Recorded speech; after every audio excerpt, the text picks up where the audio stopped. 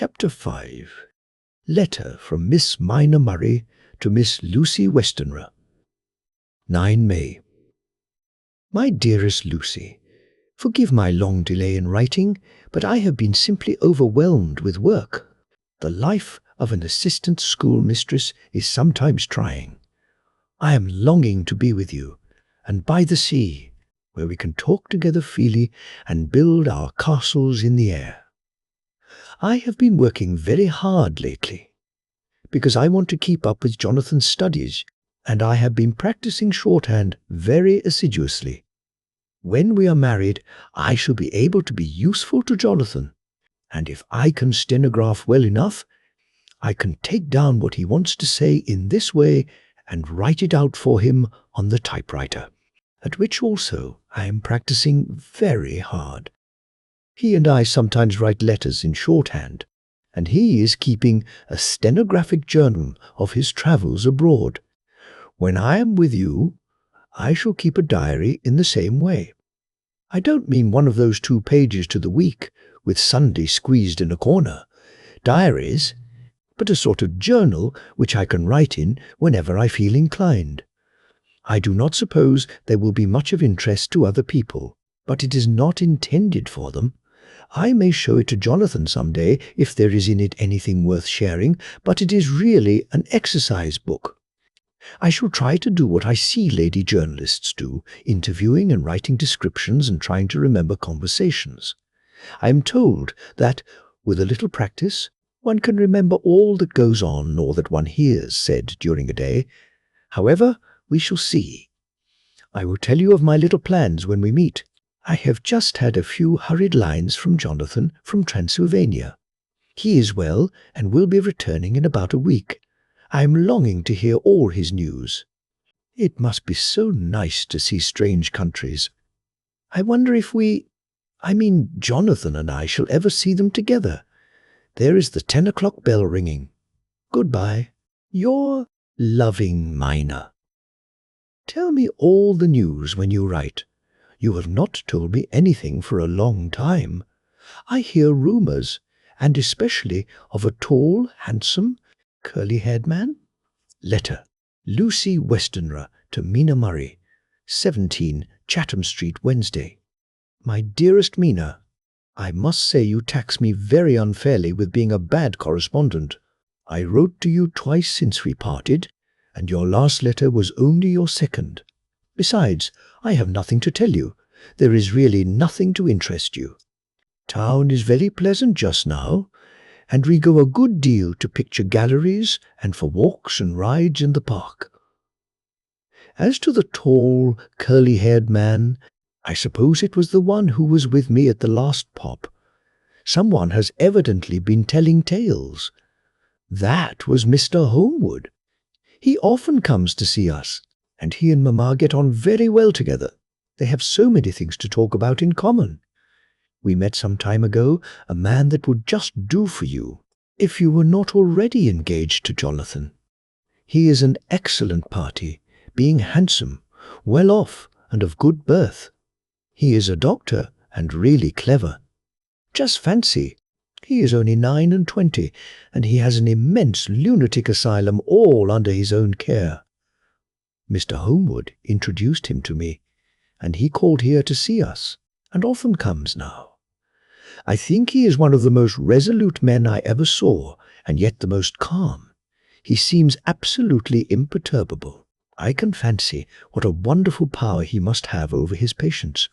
He has a curious habit of looking one straight in the face, as if trying to read one's thoughts. He tries this on very much with me, but I flatter myself he has got a tough nut to crack. I know that from my glass. Do you ever try to read your own face? I do, and I can tell you it is not a bad study, and gives you more trouble than you can well fancy if you have never tried it. He says that I afford him a curious psychological study, and I humbly think I do. I do not, as you know, take sufficient interest in dress to be able to describe the new fashions. Dress is a bore. That is slang again, but never mind. Arthur says that every day. There, It is all out. Mina, we have told all our secrets to each other since we were children. We have slept together and eaten together and laughed and cried together. And now, though I have spoken, I would like to speak more. Oh, Mina, couldn't you guess? I love him. I am blushing as I write, for although I think he loves me, he has not told me so in words. But oh, Mina, I love him, I love him, I love him. There, that does me good. I wish I were with you, dear, sitting by the fire undressing, as we used to sit, and I would try to tell you what I feel. I do not know how I am writing this even to you. I am afraid to stop, or I should tear up the letter. And I don't want to stop, for I do so want to tell you all. Let me hear from you at once, and tell me all that you think about it. Mina, I must stop. Good night. Bless me in your prayers, and, Mina, pray for my happiness. L.U.C. P.S. I need not tell you this is a secret. Good night again. L. Letter. Lucy Westenra to Mina Murray. 24 May. My dearest Mina, thanks and thanks and thanks again for your sweet letter. It was so nice to be able to tell you and to have your sympathy. My dear, it never rains, but it pours. How true the old proverbs are. Here am I, who shall be 20 in September, and yet I never had a proposal till today. Not a real proposal, and today I have had 3. Just fancy, 3 proposals in one day. Isn't it awful? I feel sorry, really and truly sorry, for 2 of the poor fellows. Oh, Mina, I am so happy that I don't know what to do with myself. And 3 proposals. But for goodness sake, don't tell any of the girls, or they would be getting all sorts of extravagant ideas and imagining themselves injured and slighted if in their very first day at home they did not get 6 at least. Some girls are so vain. You and I, Mina dear, who are engaged and are going to settle down soon soberly into old married women, can despise vanity. Well, I must tell you about the 3, but you must keep it a secret, dear, from everyone, except, of course, Jonathan. You will tell him, because I would, if I were in your place, certainly tell Arthur. A woman ought to tell her husband everything. Don't you think so, dear? And I must be fair. Men like women, certainly their wives, to be quite as fair as they are, and women, I am afraid, are not always quite as fair as they should be. Well, my dear, number 1 came just before lunch. I told you of him, Dr. John Seward, the lunatic asylum man, with the strong jaw and the good forehead. He was very cool outwardly, but was nervous all the same.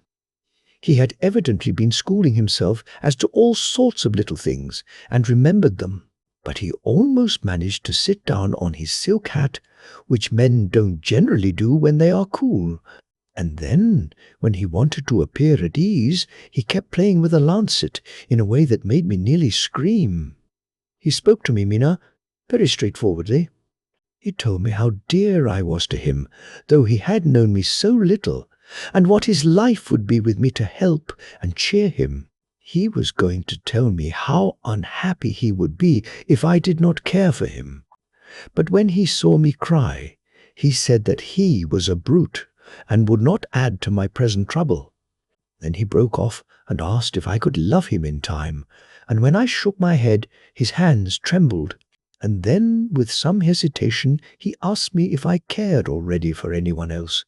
He put it very nicely, saying that he did not want to wring my confidence from me, but only to know, because if a woman's heart was free, a man might have hope. And then, Mina, I felt a sort of duty to tell him that there was someone. I only told him that much, and then he stood up, and he looked very strong and very grave as he took both my hands in his and said he hoped I would be happy, and that if I ever wanted a friend, I must count him one of my best. Oh, Mina dear, I can't help crying. And you must excuse this letter being all blotted. Being proposed to is all very nice and all that sort of thing, but it isn't at all a happy thing when you have to see a poor fellow, whom you know loves you honestly, going away and looking all broken-hearted, and to know that, no matter what he may say at the moment, you are passing quite out of his life. My dear, I must stop here at present. I feel so miserable, though I am so happy. Evening. Arthur has just gone, and I feel in better spirits than when I left off, so I can go on telling you about the day. Well, my dear, number 2 came after lunch. He is such a nice fellow, an American from Texas, and he looks so young and so fresh that it seems almost impossible that he has been to so many places and has had such adventures. I sympathize with poor Desdemona when she had such a dangerous stream poured in her ear, even by a black man. I suppose that we women are such cowards that we think a man will save us from fears, and we marry him. I know now what I would do if I were a man and wanted to make a girl love me. No, I don't, for there was Mr. Morris telling us his stories, and Arthur never told any. And yet, my dear, I am somewhat previous. Mr. Quincy P. Morris found me alone. It seems that a man always does find a girl alone. No, he doesn't, for Arthur tried twice to make a chance, and I helping him all I could, I am not ashamed to say it now. I must tell you beforehand that Mr. Jal Morris doesn't always speak slang. That is to say, he never does so to strangers or before them, for he is really well educated and has exquisite manners. But he found out that it amused me to hear him talk American slang, and whenever I was present, and there was no one to be shocked, he said such funny things. I am afraid, my dear, he has to invent it all, for it fits exactly into whatever else he has to say. But this is a way slang has. I do not know myself if I shall ever speak slang. I do not know if Arthur likes it, as I have never heard him use any as yet. Well, Mr. Morris sat down beside me and looked as happy and jolly as he could, but I could see all the same that he was very nervous. He took my hand in his and said ever so sweetly, "Miss Lucy, I know I ain't good enough to regulate the fixin's of your little shoes, but I guess if you wait till you find a man that is, you will go join them 7 young women with the lamps when you quit. Won't you just hitch up alongside of me and let us go down the long road together, driving in double harness?" Well, he did look so good-humoured and so jolly that it didn't seem half so hard to refuse him as it did poor Dr. Seward. So I said, as lightly as I could, that I did not know anything of hitching, and that I wasn't broken to harness at all yet. Then he said that he had spoken in a light manner, and he hoped that if he had made a mistake in doing so on so grave, so momentous an occasion for him, I would forgive him. He really did look serious when he was saying it, and I couldn't help feeling a bit serious too. I know, Mina, you will think me a horrid flirt, though I couldn't help feeling a sort of exultation that he was number 2 in one day. And then, my dear, before I could say a word, he began pouring out a perfect torrent of love-making, laying his very heart and soul at my feet. He looked so earnest over it that I shall never again think that a man must be playful always and never earnest, because he is merry at times. I suppose he saw something in my face which checked him, for he suddenly stopped, and said with a sort of manly fervour that I could have loved him for if I had been free, "Lucy, you are an honest-hearted girl, I know. I should not be here speaking to you as I am now, if I did not believe you clean grit, right through to the very depths of your soul. Tell me, like one good fellow to another, is there anyone else that you care for? And if there is, I'll never trouble you a hair's breadth again, but will be, if you will let me, a very faithful friend. My dear Mina, why are men so noble when we women are so little worthy of them? Here was I almost making fun of this great-hearted, true gentleman. I burst into tears. I am afraid, my dear, you will think this a very sloppy letter in more ways than one, and I really felt very badly. Why can't they let a girl marry 3 men, or as many as want her, and save all this trouble? But this is heresy, and I must not say it. I am glad to say that, though I was crying, I was able to look into Mr. Morris's brave eyes, and I told him out straight, yes, there is someone I love, though he has not told me yet that he even loves me.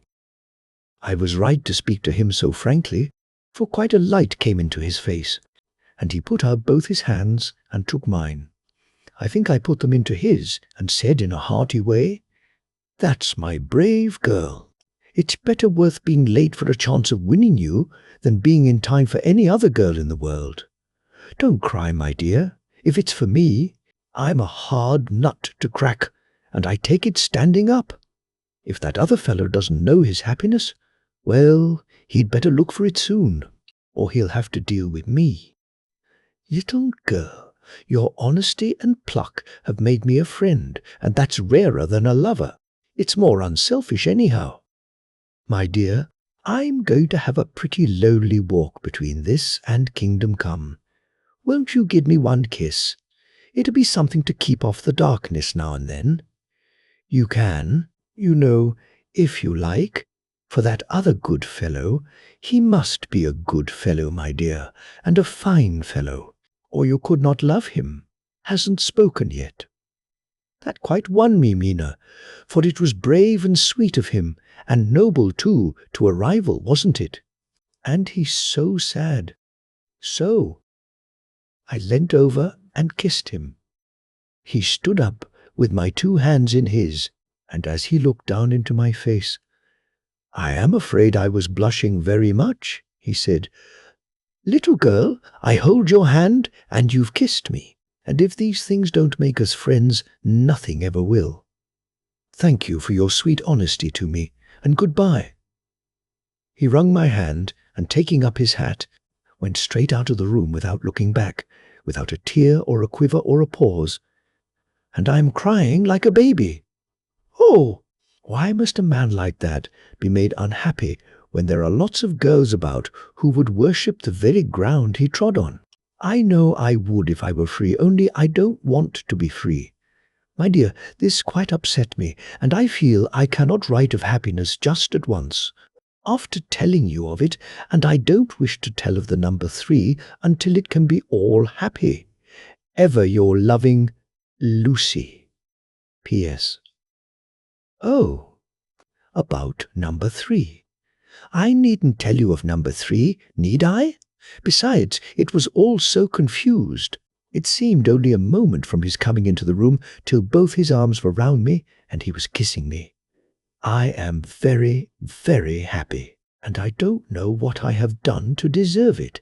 I must only try in the future to show that I am not ungrateful to God for all his goodness to me in sending to me such a lover, such a husband, and such a friend. Goodbye.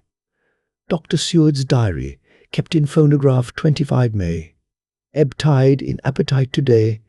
Cannot eat, cannot rest, so diary instead. Since my rebuff of yesterday, I have a sort of empty feeling. Nothing in the world seems of sufficient importance to be worth the doing. Oh, as I knew that the only cure for this sort of thing was work, I went down amongst the patients. I picked out one who has afforded me a study of much interest. He is so quaint that I am determined to understand him as well as I can. Today I seem to get nearer than ever before to the heart of his mystery. I questioned him more fully than I had ever done, with a view to making myself master of the facts of his hallucination. In my manner of doing it, There was, I now see, something of cruelty. I seem to wish to keep him to the point of his madness, a thing which I avoid with the patience as I would the mouth of hell. Mem. Under what circumstances would I not avoid the pit of hell? Omnia Roma venalia sunt. Hell has its price. Verb. Sap. If there be anything behind this instinct, it will be valuable to trace it afterwards accurately, so I had better commence to do so. Therefore, R. M. M. Renfield, at 59.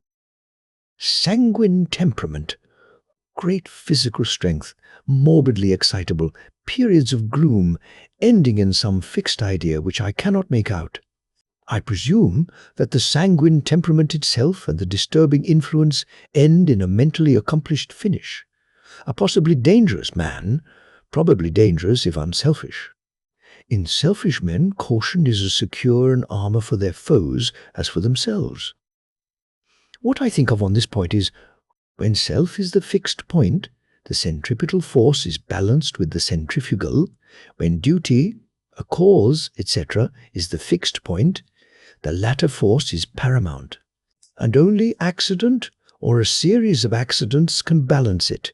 Letter, Quincy P. Morris to Hon. Arthur Homewood, 25 May. My dear Art, we've told yarns by the campfire in the prairies, and dressed one another's wounds after trying a landing at the Marquesas, and drunk healths on the shore of Titicaca. There are more yarns to be told, and other wounds to be healed, and another health to be drunk. Won't you let this be at my campfire tomorrow night?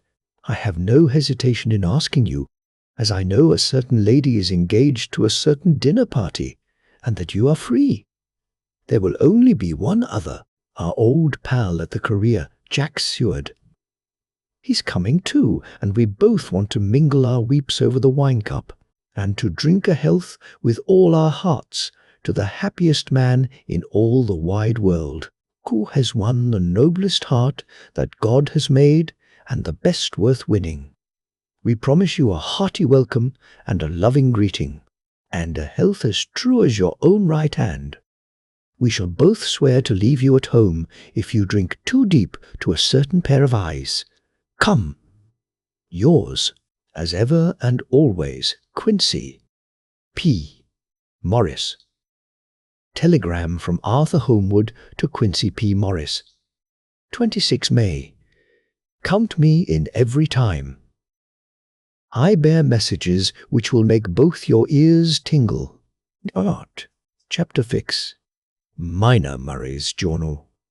24 July. Whitby. Lucy met me at the station, looking sweeter and lovelier than ever, and we drove up to the house at the Crescent in which they have rooms. This is a lovely place. The little river, the Esk, runs through a deep valley, which broadens out as it comes near the harbour. A great viaduct runs across, with high piers, through which the view seems somehow further away than it really is. The valley is beautifully green, and it is so steep that when you are on the high land on either side, you look right across it, unless you are near enough to see down. The houses of the old town the side away from us are all red-roofed and seem piled up one over the other. Anyhow, like the pictures we see of Nuremberg, right over the town is the ruin of Whitby Abbey, which was sacked by the Danes, and which is the scene of part of Marmion, where the girl was built up in the wall. It is a most noble ruin, of immense size, and full of beautiful and romantic bits. There is a legend that a white lady is seen in one of the windows. Between it and the town there is another church, the parish one, round which is a big graveyard, all full of tombstones. This is to my mind the nicest spot in Whitby, for it lies right over the town, and has a full view of the harbour, and all up the bay to where the headland called Kettleness stretches out into the sea. It descends so steeply over the harbour that part of the bank has fallen away, and some of the graves have been destroyed. In one place, part of the stonework of the graves stretches out over the sandy pathway far below. There are walks, with seats beside them, through the churchyard, and people go and sit there all day long looking at the beautiful view and enjoying the breeze. I shall come and sit here very often myself and work. Indeed, I am writing now, with my book on my knee, and listening to the talk of 3 old men who are sitting beside me. They seem to do nothing all day but sit up here and talk. The harbour lies below me, with, on the far side, one long granite wall stretching out into the sea, with a curve outwards at the end of it, in the middle of which is a lighthouse. A heavy sea wall runs along outside of it. On the near side, the sea wall makes an elbow crooked inversely, and its end, too, has a lighthouse. Between the 2 piers there is a narrow opening into the harbour, which then suddenly widens. It is nice at high water, but when the tide is out it shows away to nothing, and there is merely the stream of the Esk running between banks of sand, with rocks here and there. Outside the harbour on this side there rises for about half a mile a great reef, the sharp edge of which runs straight out from behind the south lighthouse. At the end of it is a buoy with a bell, which swings in bad weather and sends in a mournful sound on the wind. They have a legend here that when a ship is lost, bells are heard out at sea. I must ask the old man about this. He is coming this way. Aye, he is a funny old man. He must be awfully old, for his face is all gnarled and twisted like the bark of a tree. He tells me that he is nearly 100, and that he was a sailor in the Greenland fishing fleet when Waterloo was fought. He is, I am afraid, a very sceptical person, for when I asked him about the bells at sea and the White Lady at the Abbey, he said very brusquely, "I wouldn't fash myself about them, miss. Them things be all wore out. Mind, I don't say that they never was, but I do say that they wasn't in my time. They be all very well for comers and trippers and the like, but not for a nice young lady like you. Them feet folks from York and Leeds that be always eatin' cured herrings and drinking tea and looking out to buy cheap jet would creed aught. I wonder, Marcel, who'd be bothered telling lies to them? Even the newspapers, which is full of fool talk. I thought he would be a good person to learn interesting things from, so I asked him if he would mind telling me something about the whale fishing in the old days. He was just settling himself to begin when the clock struck 6, whereupon he laboured to get up and said, "I must gang againwards home now, miss.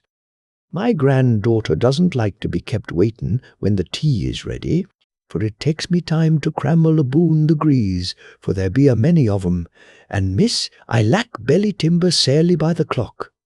He hobbled away, and I could see him hurrying, as well as he could, down the steps. The steps are a great feature on the place. They lead from the town up to the church. There are hundreds of them.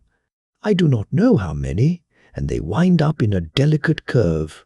The slope is so gentle that a horse could easily walk up and down them. I think they must originally have had something to do with the Abbey. I shall go home too. Lucy went out visiting with her mother, and as they were only duty calls, I did not go. They will be home by this. 1. August. I came up here an hour ago with Lucy, and we had a most interesting talk with my old friend and the 2 others who always come and join him. He is evidently the Sir Oracle of them, and I should think must have been in his time a most dictatorial person. He will not admit anything, and downfaces everybody. If he can't argue them, he bullies them, and then takes their silence for agreement with his views. Lucy was looking sweetly pretty in her white lawn frock. She has got a beautiful colour since she has been here. I noticed that the old men did not lose any time in coming up and sitting near her when we sat down. She is so sweet with old people. I think they all fell in love with her on the spot. Even my old man succumbed and did not contradict her, but gave me double share instead. I got him on the subject of the legends, and he went off at once into a sort of sermon. I must try to remember it and put it down. It be all fool talk, lock, stock and barrel, that's what it be, and naught else. These bands and wafts and ball ghosts and boggusts and all anent them is only fit to set bairns and dizzy women a belderin. They be nought but air blebs. They, and all grims and signs and warnings, be all invented by parsons and ilsome buke bodies and railway touters to skeer and scunner halflins, and to get folks to do something that they don't other incline to. It makes me irreful to think of them. Why, it's them that, not content with printing lies on paper and preaching them out of pulpits, does want to be cutting them on the tombstones. Look here all around you in what ye will, all them steens, holding up their heads as well as they can out of their pride, is a cant simply tumbling down with the weight of the lies wrote on them. Here lies the body, or sacred to the memory, wrote on all of them. And yet, in nigh half of them there bean't no bodies at all, and the memories of them bean't cared a pinch of snuff about, much less sacred. Lies all of them, nothing but lies of one kind or another. My gog, but it'll be a queer scowdament at the day of judgment, when they come tumbling up in their death sarks, all juped together and trying to drag their tombsteins with them to prove how good they was, some of them trembling and dithering, with their hands that doesn't and slippy from lying in the sea that they can't even keep their group of them. I could see from the old fellow's self-satisfied air, and the way in which he looked round for the approval of his cronies, that he was showing off. So I put in a word to keep him going. "Oh, Mr. Swales, you can't be serious. Surely these tombstones are not all wrong?" "Yabblins, there may be a poorish few, not wrong, saving where they make out the people too good, for there be folk that do think a balm bowl be like the sea, if only it be their own. The whole thing be only lies. Now look you here, you come here a stranger, and you see this Kirk Garth." I nodded, for I thought it better to assent, though I did not quite understand his dialect. I knew it had something to do with the church. He went on, "And you consait that all these steens be a boon folk that be happed here, snod and snog?" I assented again. "Then that be just where the lie comes in. Why, there be scores of these lay beds that be 2 months old done's back a box on Friday night." He nudged one of his companions, and they all laughed. And my gog, how could they be otherwise? Look at that one, the aftest abaft the beer bank. Read it. I went over and read, "Edward Spencelar, Master Mariner, murdered by pirates off the coast of Andres, April 1854, at 30. When I came back, Mr. Swales went on, "Who brought him home, I wonder, to hap him here? Murdered off the coast of Andres, and you consated his body lay under. Why, I could name ye a dozen whose bones lie in the Greenland seas above." He pointed northwards, or where the currents may have drifted them. "There be the steens around ye. Ye can, with your young eyes, read the small print of the lies from here. This Braithwaite Lowry, I knew his father, lost in the lively off Greenland in 20, or Andrew Woodhouse, drowned in the same seas in 1770, or John Paxton, drowned off Cape Farewell a year later, or old John Rawlings, whose grandfather sailed with me, drowned in the Gulf of Finland in 50. Do ye think that all these men will have to make a rush to Whitby when the trumpet sounds? I have me antherems aboot it. I tell ye that when they got here, they be jomlin and jostlin one another that way, that it would be like a fight up on the ice in the old days, when we'd be at one another from daylight to dark, and trying to tie up our cuts by the light of the aurora borealis."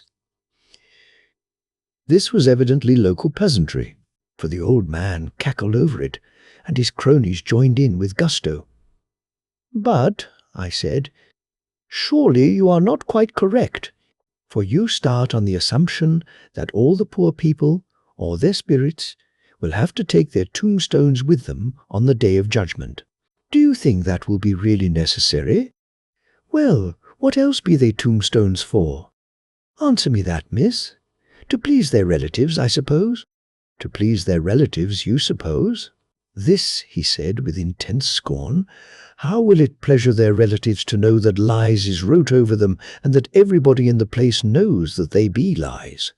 He pointed to a stone at our feet, which had been laid down as a slab on which the seat was rested, close to the edge of the cliff. Read the lies on that thruffstein, he said.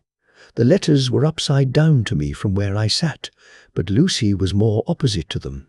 So she leant over and read, "Sacred to the memory of George Cannon, who died in the hope of a glorious resurrection on July 29, 1873, falling from the rocks at Kettleness.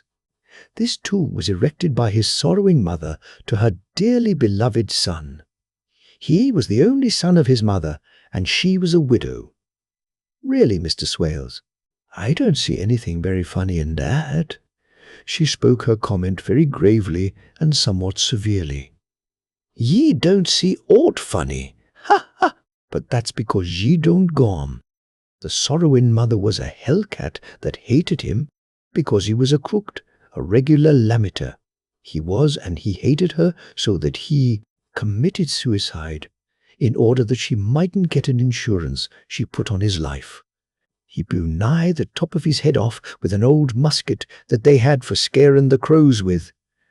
'Twarn't for crows then, for it brought the clegs and the doups to him. That's the way he fell off the rocks. And as to hopes of a glorious resurrection, I've often heard him say mysel' that he hoped he'd go to hell, for his mother was so pious that she'd be sure to go to heaven, and he didn't want to addle where she was. Now, isn't that Steen at any rate? He hammered it with his stick as he spoke, a pack of lies. And won't it make Gabriel keckle when Geordie comes panting up the grease with the tombstone balanced on his hump, and asks it to be took as evidence?" I did not know what to say, but Lucy turned the conversation as she said, rising up, "Oh, why did you tell us of this? It is my favourite seat, and I cannot leave it. And now I find I must go on sitting over the grave of a suicide. That won't harm ye, my pretty, and it may make poor Geordie gladsome to have so trim a lass sitting on his lap. That won't hurt ye. Why, I've sat here off and on for nigh 20 years past, and it hasn't done me no harm. Don't ye fash about them as lies under ye, or that doesn't lie there either. It'll be time for ye to be getting scart when ye see the tombstones all run away with, and the place as bare as a stubble field. There's the clock, and I must gang. My service to ye, ladies." And off he hobbled. Lucy and I sat a while, and it was all so beautiful before us that we took hands as we sat. And she told me all over again about Arthur and their coming marriage. That made me just a little heart-sick, for I haven't heard from Jonathan for a whole month.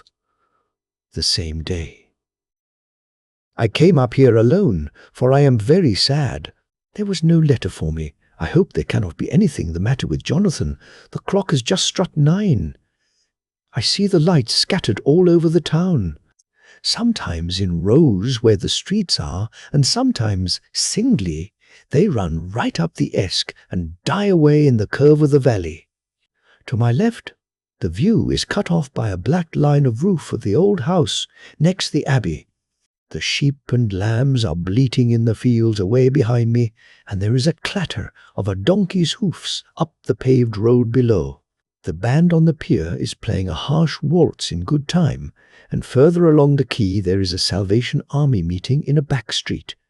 Neither of the bands hears the other, but up here I hear and see them both. I wonder where Jonathan is, and if he is thinking of me. I wish he were here. Dr. Seward's diary, 5 June. The case of Renfield grows more interesting the more I get to understand the man. He has certain qualities very largely developed: selfishness, secrecy, and purpose. I wish I could get at what is the object of the latter. He seems to have some settled scheme of his own, but what it is I do not yet know. His redeeming quality is a love of animals, though, indeed, he has such curious turns in it that I sometimes imagine he is only abnormally cruel.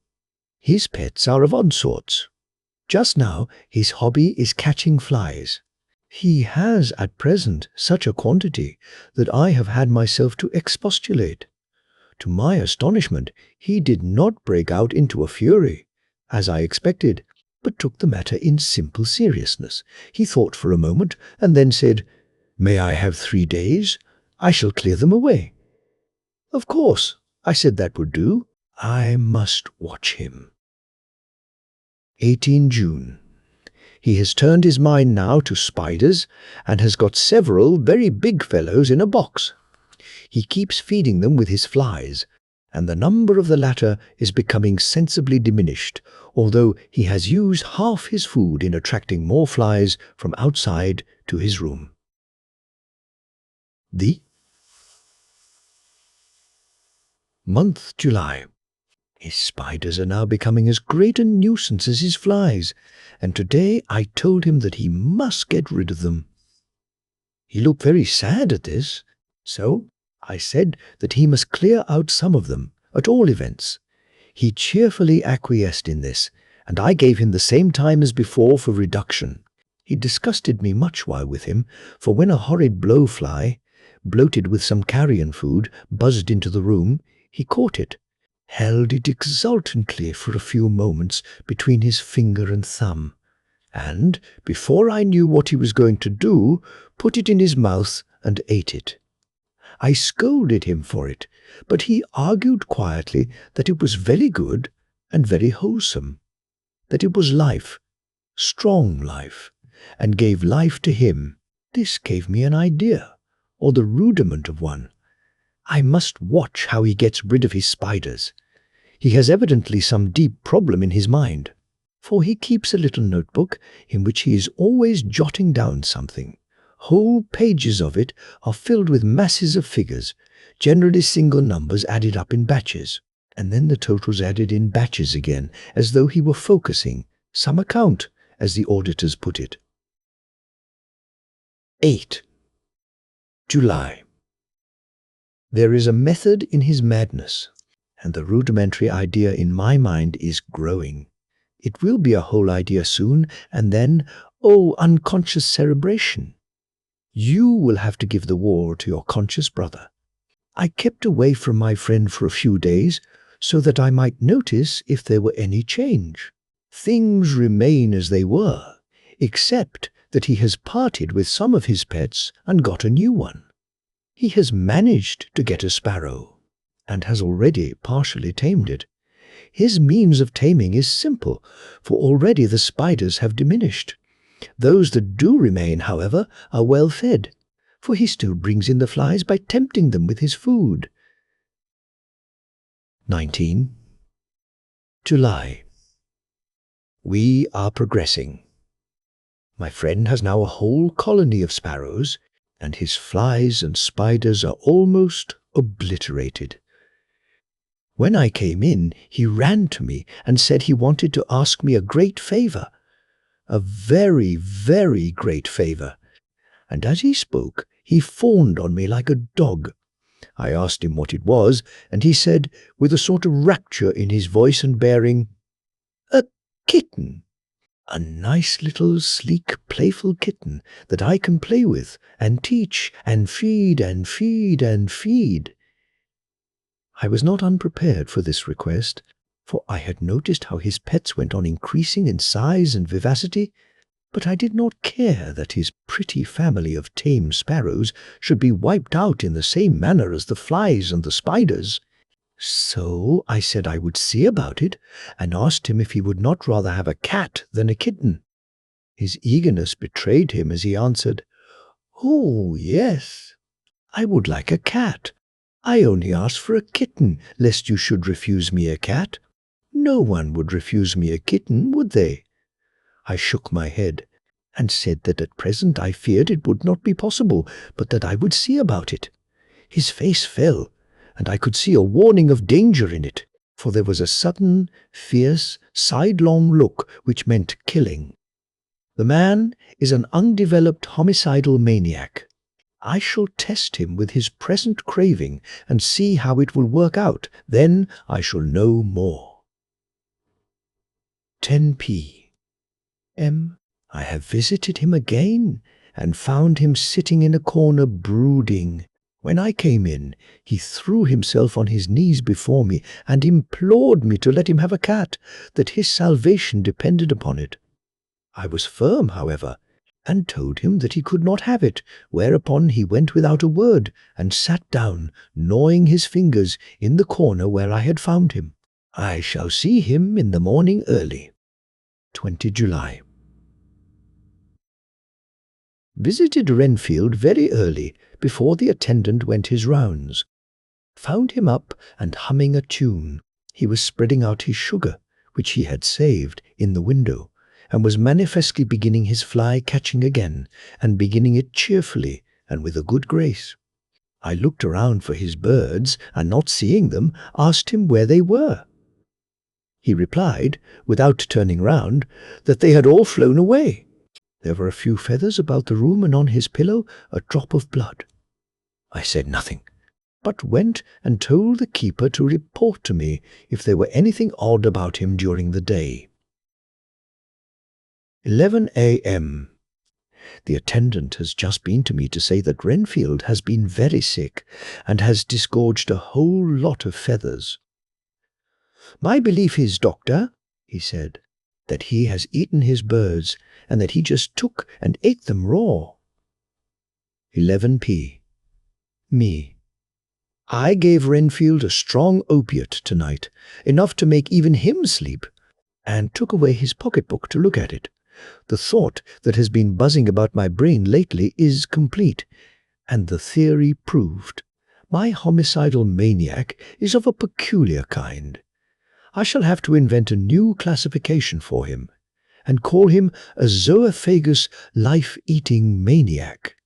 What he desires is to absorb as many lives as he can, and he has laid himself out to achieve it in a cumulative way.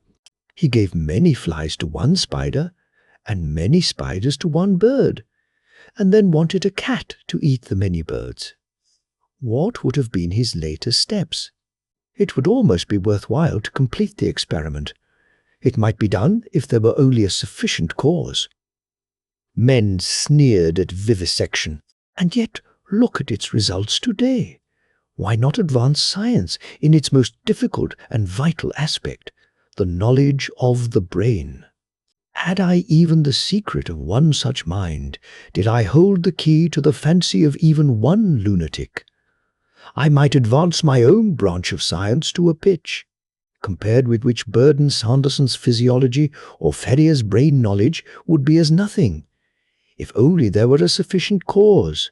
I must not think too much of this.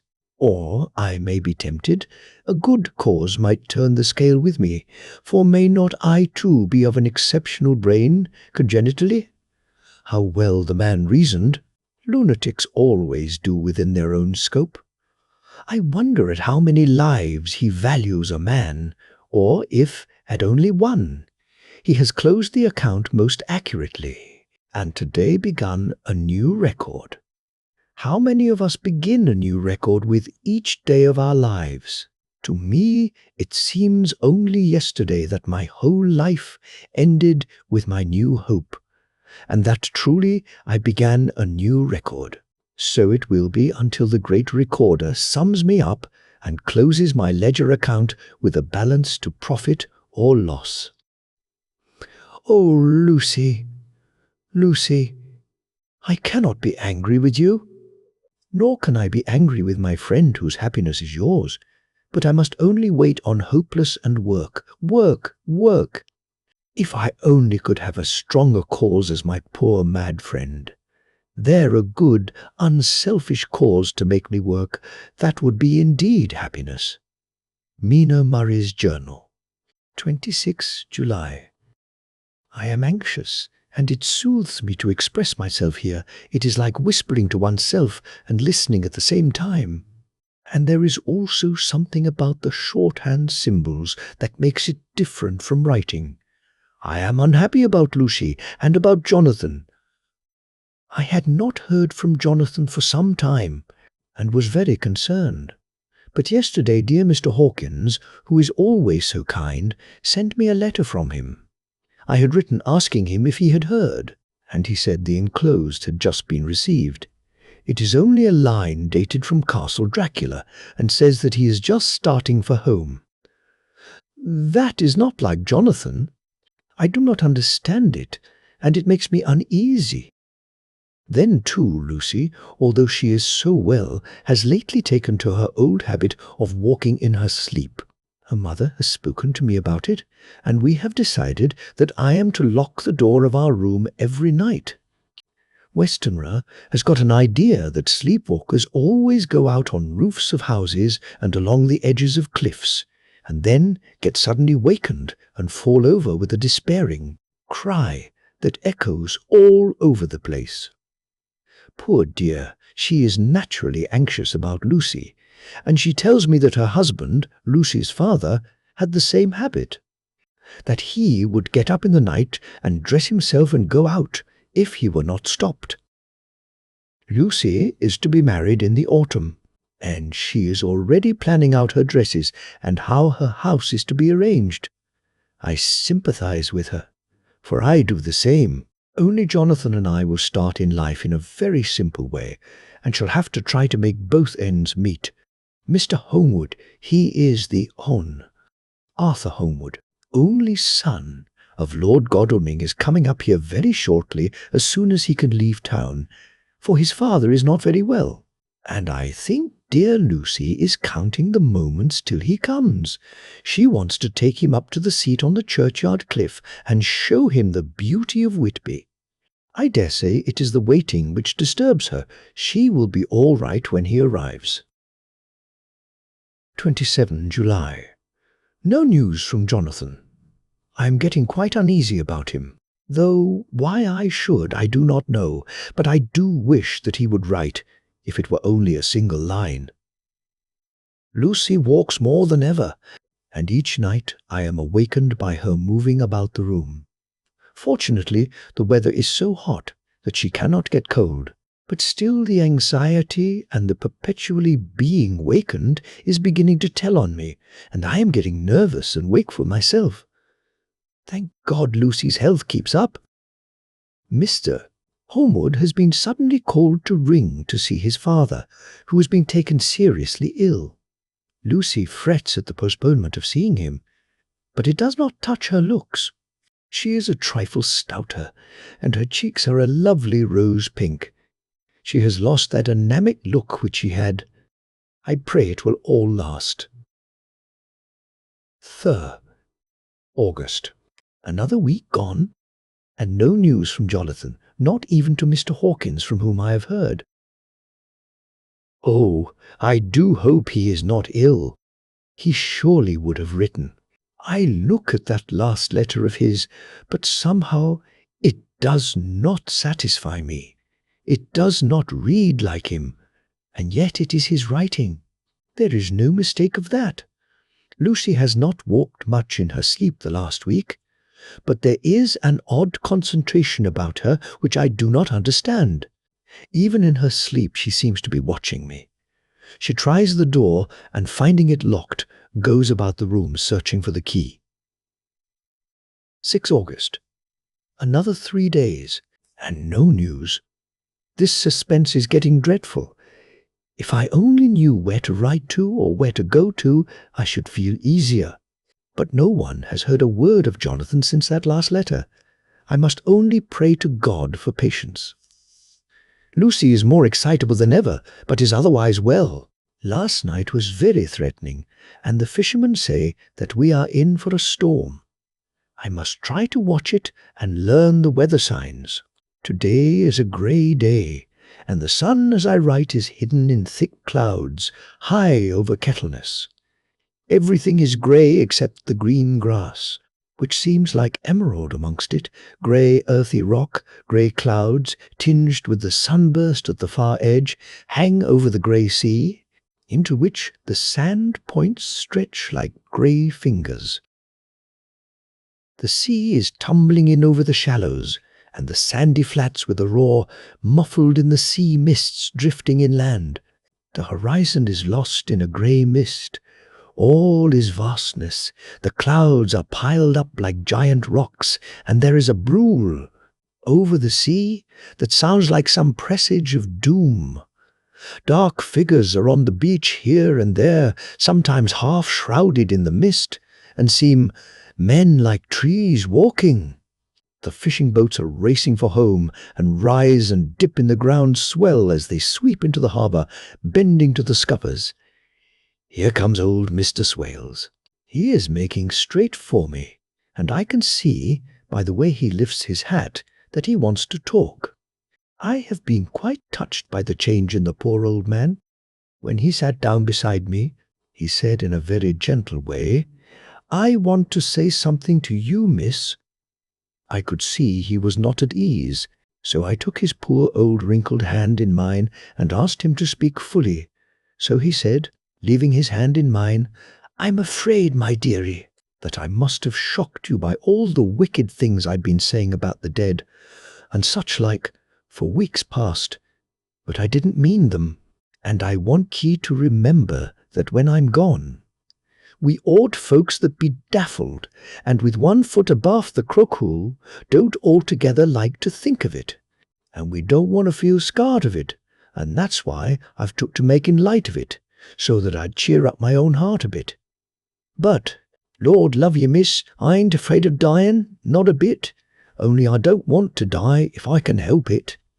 My time must be nigh at hand now, for I be odd, and 100 years is too much for any man to expect, and I'm so nigh it that the odd man is already whetting his scythe. You see? I can't get out of the habit of caffing about it all at once. The chuffs will wag as they be used to. Some day soon the angel of death will sound his trumpet for me. But don't ye duel and greet, my dearie?" For he saw that I was crying. "If he should come this very night, I'd not refuse to answer his call. For life be, after all, only a waiting for something else than what we're doing, and death be all that we can rightly depend on. But I'm content, for it's coming to me, my dearie, and coming quick. It may be coming while we be looking and wondering. Maybe it's in that wind out over the sea that's bringing with it loss and wreck and sore distress and sad hearts. Look, look," he cried suddenly, "there's something in that wind and in the host beyond that sounds and looks and tastes and smells like death. It's in the air. I feel it coming. Lord, make me answer cheerful when my call comes." He held up his arms devoutly and raised his hat. His mouth moved as though he were praying. After a few minutes' silence, he got up, shook hands with me, and blessed me, and said goodbye, and hobbled off.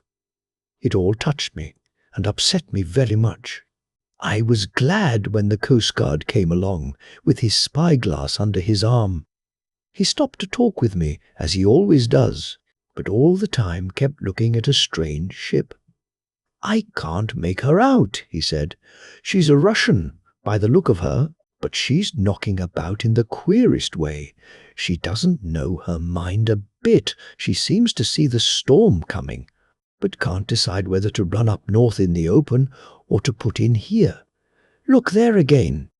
She is steered mighty strangely, for she doesn't mind the hand on the wheel changes about with every puff of wind.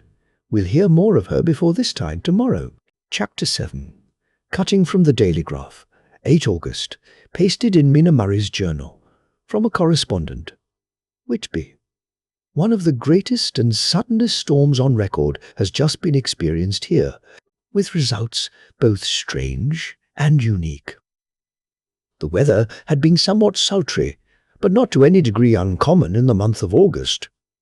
Saturday evening was as fine as was ever known, and the great body of holiday-makers laid out yesterday for visits to Mulgrave Woods, Robin Hood's Bay, Rigmill, Runswick, Staithes, and the various trips in the neighbourhood of Whitby. The steamers. Emma and Scarborough made trips up and down the coast, and there was an unusual amount of tripping, both to and from Whitby. The day was unusually fine till the afternoon, when some of the gossips who frequent the East Cliff churchyard, and from that commanding eminence watch the wide sweep of sea visible to the north and east, called attention to a sudden show of Mars's tails. High in the sky to the northwest, the wind was then blowing from the southwest in the mild degree which in barometrical language is ranked No. 2. Light breeze.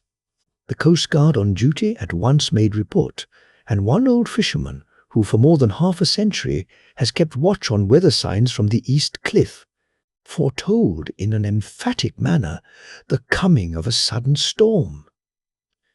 The approach of sunset was so very beautiful, so grand in its masses of splendidly coloured clouds, that there was quite an assemblage on the walk along the cliff in the old churchyard to enjoy the beauty.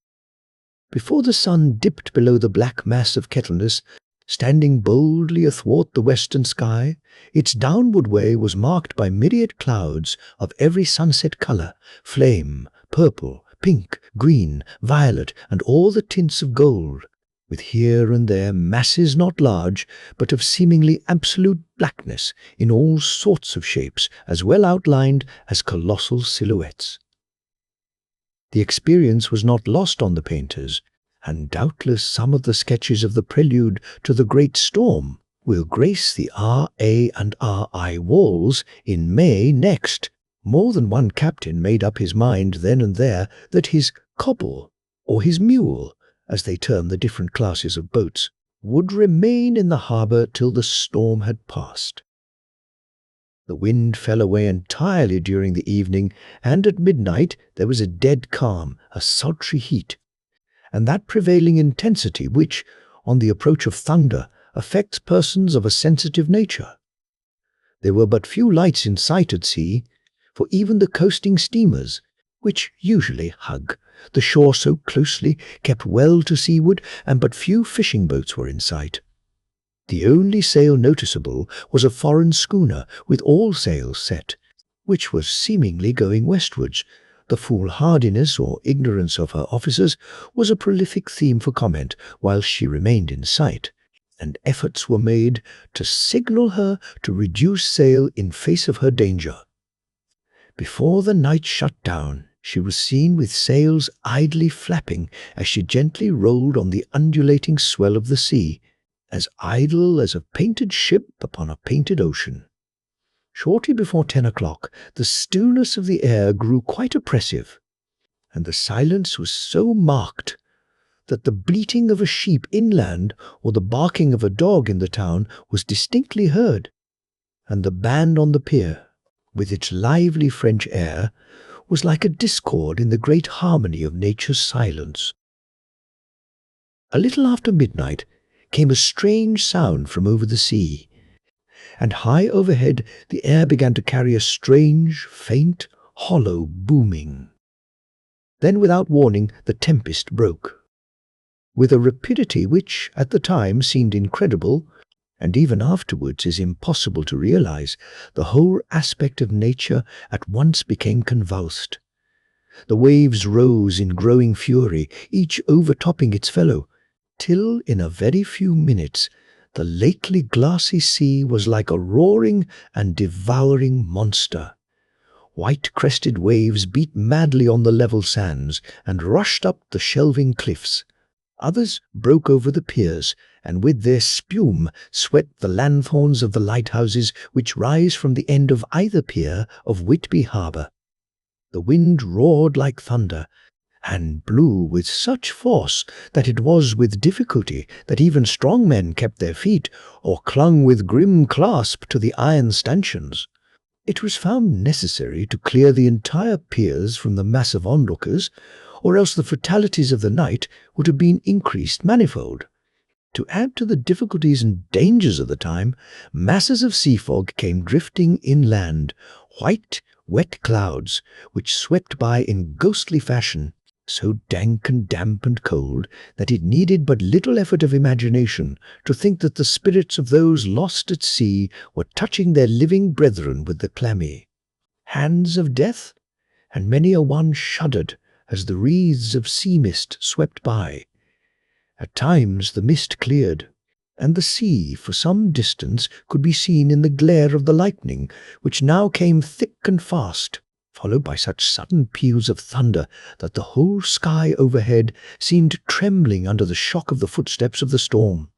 Some of the scenes thus revealed were of immeasurable grandeur and of absorbing interest. The sea, running mountains high, threw skywards with each wave mighty masses of white foam, which the tempest seemed to snatch at and whirl away into space. Here and there a fishing boat with a rag of sail running madly for shelter before the blast. Now and again the white wings of a storm-tossed seabird.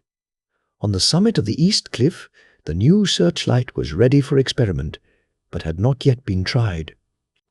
The officers in charge of it got it into working order, and in the pauses of the inrushing mist swept with it the surface of the sea. Once or twice its service was most effective, as when a fishing boat with gunwale under water rushed into the harbour, able, by the guidance of the sheltering light, to avoid the danger of dashing against the piers. As each boat achieved the safety of the port, there was a shout of joy from the mass of people on shore, a shout which for a moment seemed to cleave the gale, and was then swept away in its rush. Before long, the searchlight discovered some distance away a schooner with all sails set, apparently the same vessel which had been noticed earlier in the evening. The wind had by this time backed to the east, and there was a shudder amongst the watchers on the cliff as they realized the terrible danger in which she now was. Between her and the port lay the great flat reef on which so many good ships have from time to time suffered, and, with the wind blowing from its present quarter, it would be quite impossible that she should fetch the entrance of the harbour. It was now nearly the hour of high tide, but the waves were so great that in their troughs the shallows of the shore were almost visible, and the schooner, with all sails set, was rushing with such speed that, in the words of one old salt, she must fetch up somewhere, if it was only in hell.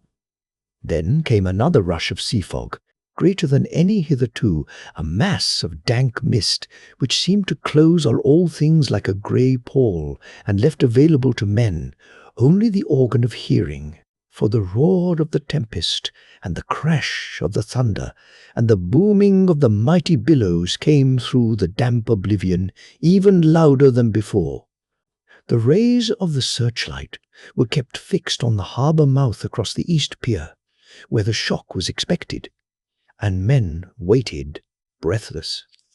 The wind suddenly shifted to the northeast, and the remnant of the sea fog melted in the blast, and then, mirabile dictu, between the piers, leaping from wave to wave, as it rushed at headlong speed, swept the strange schooner before the blast, with all sails set, and gained the safety of the harbour. The searchlight followed her, and a shudder ran through all who saw her, for lashed to the helm was a corpse with drooping head, which swung horribly to and fro at each motion of the ship.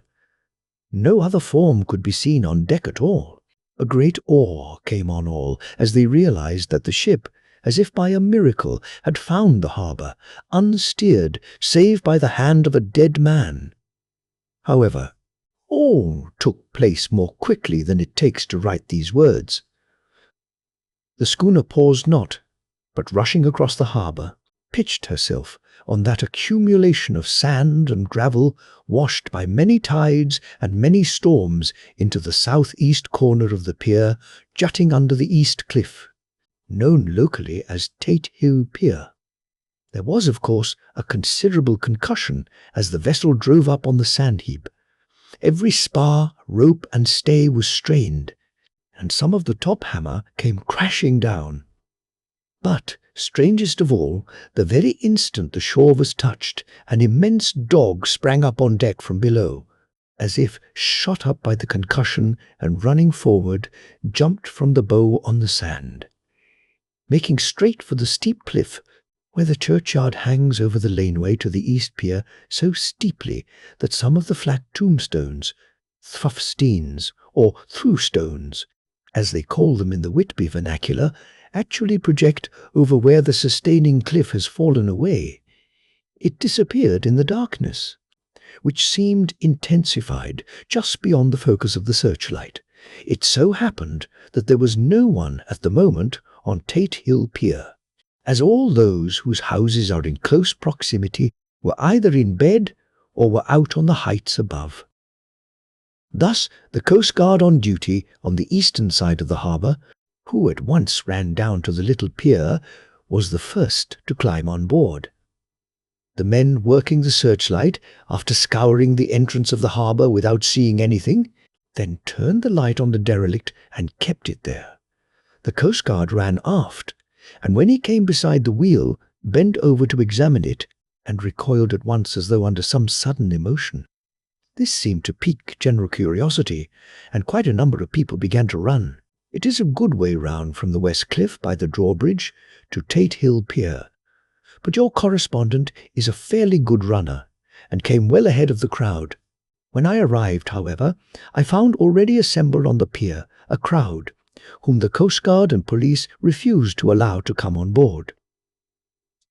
By the courtesy of the chief boatman, I was, as your correspondent, permitted to climb on deck, and was one of a small group who saw the dead seaman whilst actually lashed to the wheel.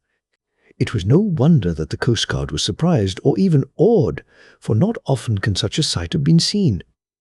The man was simply fastened by his hands, tied one over the other, to a spoke of the wheel.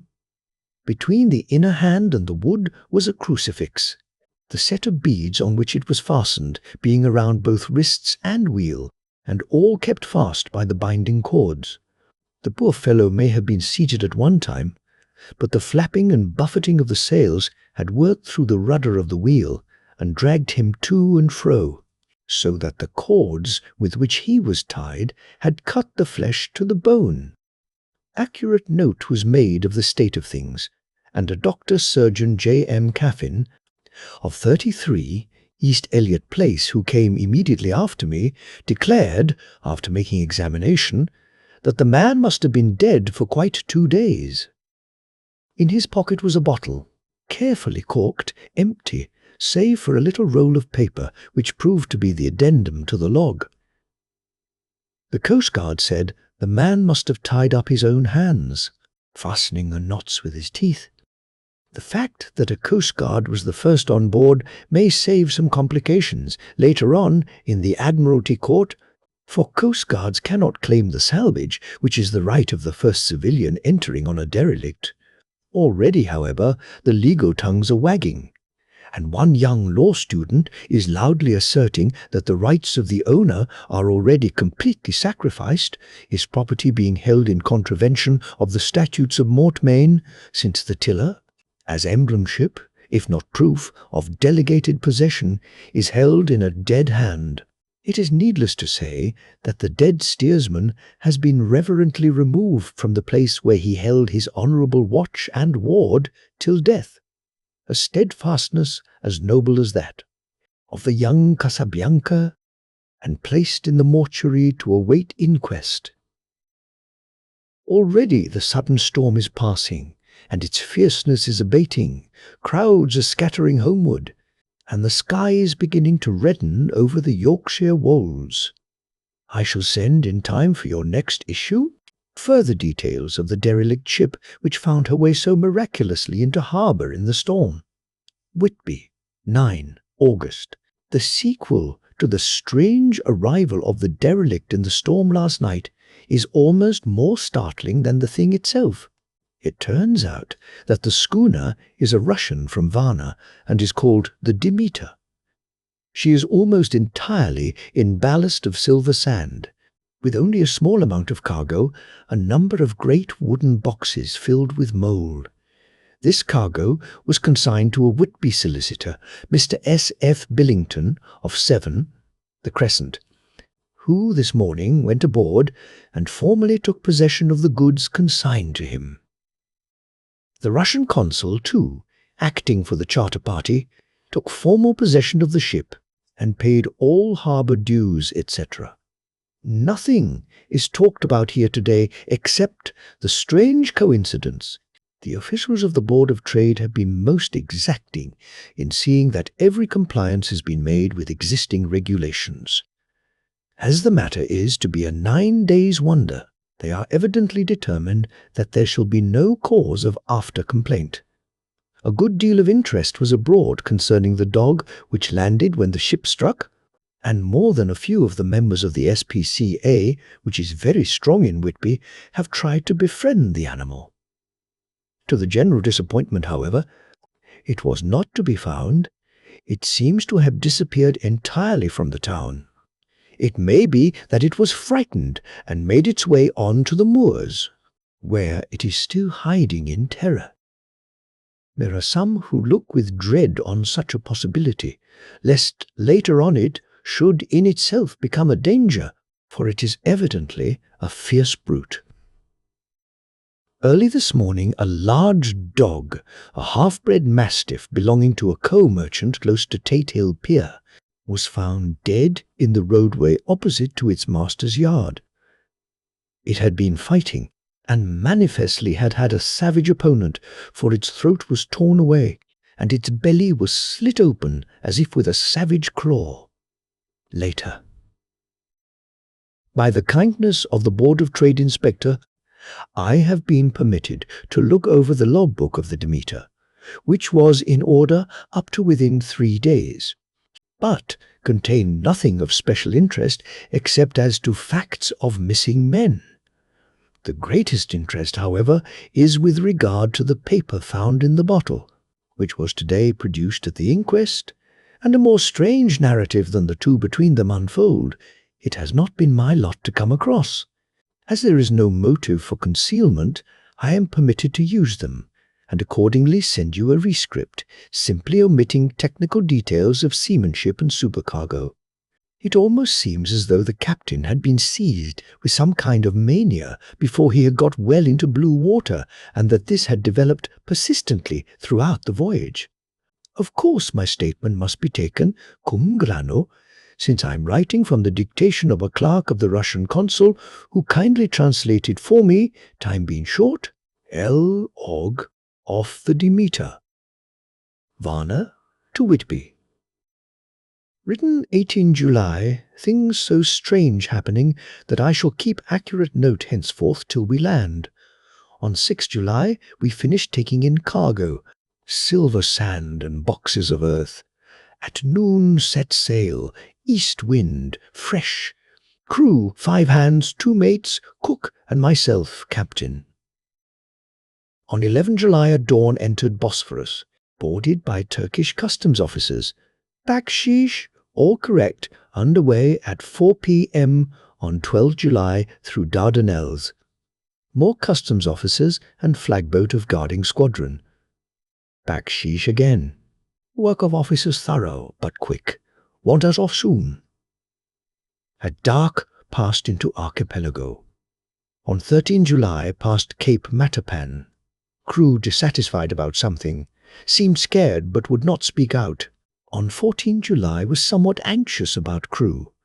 Men all steady fellows, who sailed with me before. Mate could not make out what was wrong. They only told him there was something, and crossed themselves. Mate lost temper with one of them that day, and struck him. Expected fierce quarrel, but all was quiet. On 16 July, Mate reported in the morning that one of crew, Petrovsky, was missing. Could not account for it. Took larboard watch 8 bells last night. Was relieved by Abramoff, but did not go to bunk. Men more downcast than ever. All said they expected something of the kind, but would not say more than there was something aboard. Mate, getting very impatient with them, feared some trouble ahead. On 17 July yesterday, one of the men, Olgarin, came to my cabin, and in an awestruck way confided to me that he thought there was a strange man aboard the ship. He said that in his watch he had been sheltering behind the deckhouse as there was a rainstorm when he saw a tall, thin man, who was not like any of the crew, come up the companionway and go along the deck forward and disappear. He followed cautiously, but when he got to bows found no one, and the hatchways were all closed. He was in a panic of superstitious fear, and I am afraid the panic may spread. To allay it, I shall today search entire ship carefully from stem to stern. Later in the day, I got together the whole crew and told them, as they evidently thought there was someone in the ship, we would search from stem to stern. First mate angry, said it was folly, and to yield to such foolish ideas would demoralize the men. Said he would engage to keep them out of trouble with a handspike. I let him take the helm, while the rest began thorough search, all keeping abreast. With lanterns, we left no corner unsearched. As there were only the big wooden boxes, there were no odd corners where a man could hide. Men much relieved when search over and went back to work cheerfully. First mate scowled, but said nothing. 22. July. Rough weather last 3 days, and all hands busy with sails. No time to be frightened. Men seem to have forgotten their dread. Mate cheerful again, and all on good terms. Praise men for work in bad weather. Past Gibraltar and out through straits. All well. 24 July. There seems some doom over this ship. Already a hand short, and entering on the Bay of Biscay with wild weather ahead, and yet last night another man disappeared. Like the first, he came off his watch and was not seen again. Men all in a panic of fear sent a round robin asking to have double watch as they fear to be alone. Mate angry. Fear there will be some trouble, as either he or the men will do some violence. 28. July. 4 days in hell, knocking about in a sort of maelstrom, and the wind a tempest. No sleep for anyone. Men all worn out, hardly know how to set a watch since no one fit to go on. Second mate volunteered to steer and watch, and let men snatch a few hours' sleep. Wind abating, seas still terrific, but feel them less as ship is steadier. 29 July. Another tragedy. Had single watch tonight, as crew too tired to double. When morning watch came on deck, could find no one except steersman. Raised outcry, and all came on deck. Thorough search, but no one found. Are now without second mate, and crew in a panic. Mate and I agreed to go armed henceforth, and wait for any sign of cause. 30. July. Last night, rejoiced, we are nearing England. Weather fine, all sails set. Retired, worn out, slept soundly, awaked by mate telling me that both man of watch and steersman missing. Only self and mate, and 2 hands left to work ship. 1. August. 2 days of fog, and not a sail sighted. Had hoped when in the English Channel to be able to signal for help or get in somewhere. Not having power to work sails, have to run before wind. Dare not lower, as could not raise them again. We seem to be drifting to some terrible doom. Mate now more demoralized than either of men. His stronger nature seems to have worked inwardly against himself. Men are beyond fear, working stolidly and patiently with minds made up to worst. They are Russian, he Romanian. 2. August, midnight. Woke up from few minutes' sleep by hearing a cry, seemingly outside my port. Could see nothing in fog. Rushed on deck and ran against mate. Tells me heard cry and ran, but no sign of man on watch. 1 more gone. Lord help us! Mate says we must be past Straits of Dover, as in a moment of fog lifting he saw North Foreland, just as he heard the man cry out, "If so, we are now off in the North Sea, and only God can guide us in the fog which seems to move with us, and God seems to have deserted us." 3rd August. At midnight I went to relieve the man at the wheel, and when I got to it found no one there. The wind was steady, and as we ran before it, there was no yawing. I dared not leave it, so shouted for the mate. After a few seconds he rushed up on deck in his flannels. He looked wild-eyed and haggard, and I greatly fear his reason has given way. He came close to me and whispered hoarsely with his mouth to my ear, as though fearing the very air might hear, "It is here, I know it now." On the watch last night I saw it like a man, tall and thin and ghastly pale. It was in the bows, and looking out, I crept behind it and gave it my knife, but the knife went through it empty as the air. And as he spoke he took his knife and drove it savagely into space. Then he went on, "But it is here, and I'll find it. It is in the hold, perhaps in one of those boxes. I'll unscrew them one by one and see. You work the helm." And, with a warning look and his finger on his lip, he went below. There was springing up a choppy wind, and I could not leave the helm.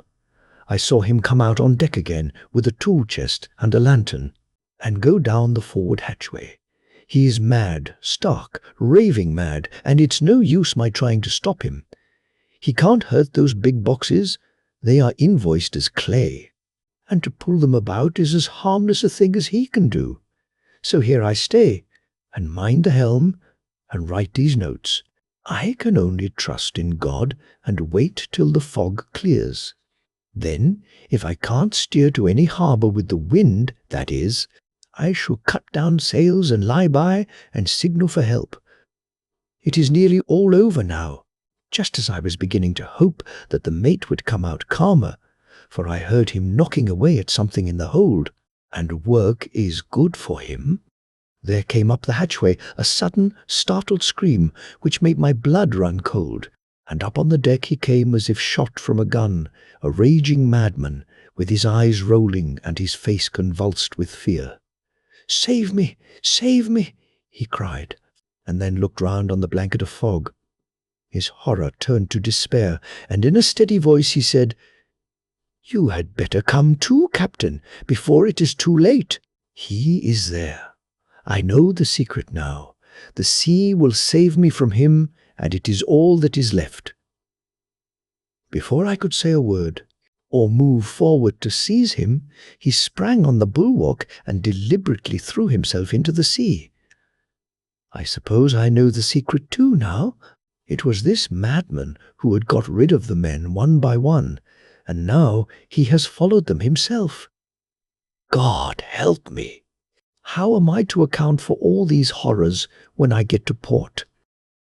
When I get to port, will that ever be? 4 August. Still fog, which the sunrise cannot pierce. I know there is sunrise because I am a sailor.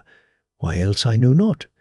I dared not go below. I dared not leave the helm. So here all night I stayed, and in the dimness of the night I saw him.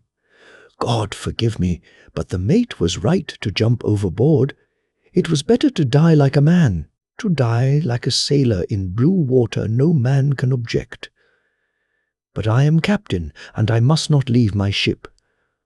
But I shall baffle this fiend or monster, for I shall tie my hands to the wheel when my strength begins to fail, and along with them I shall tie that which it dare not touch, and then, come good wind or foul, I shall save my soul and my honour as a captain.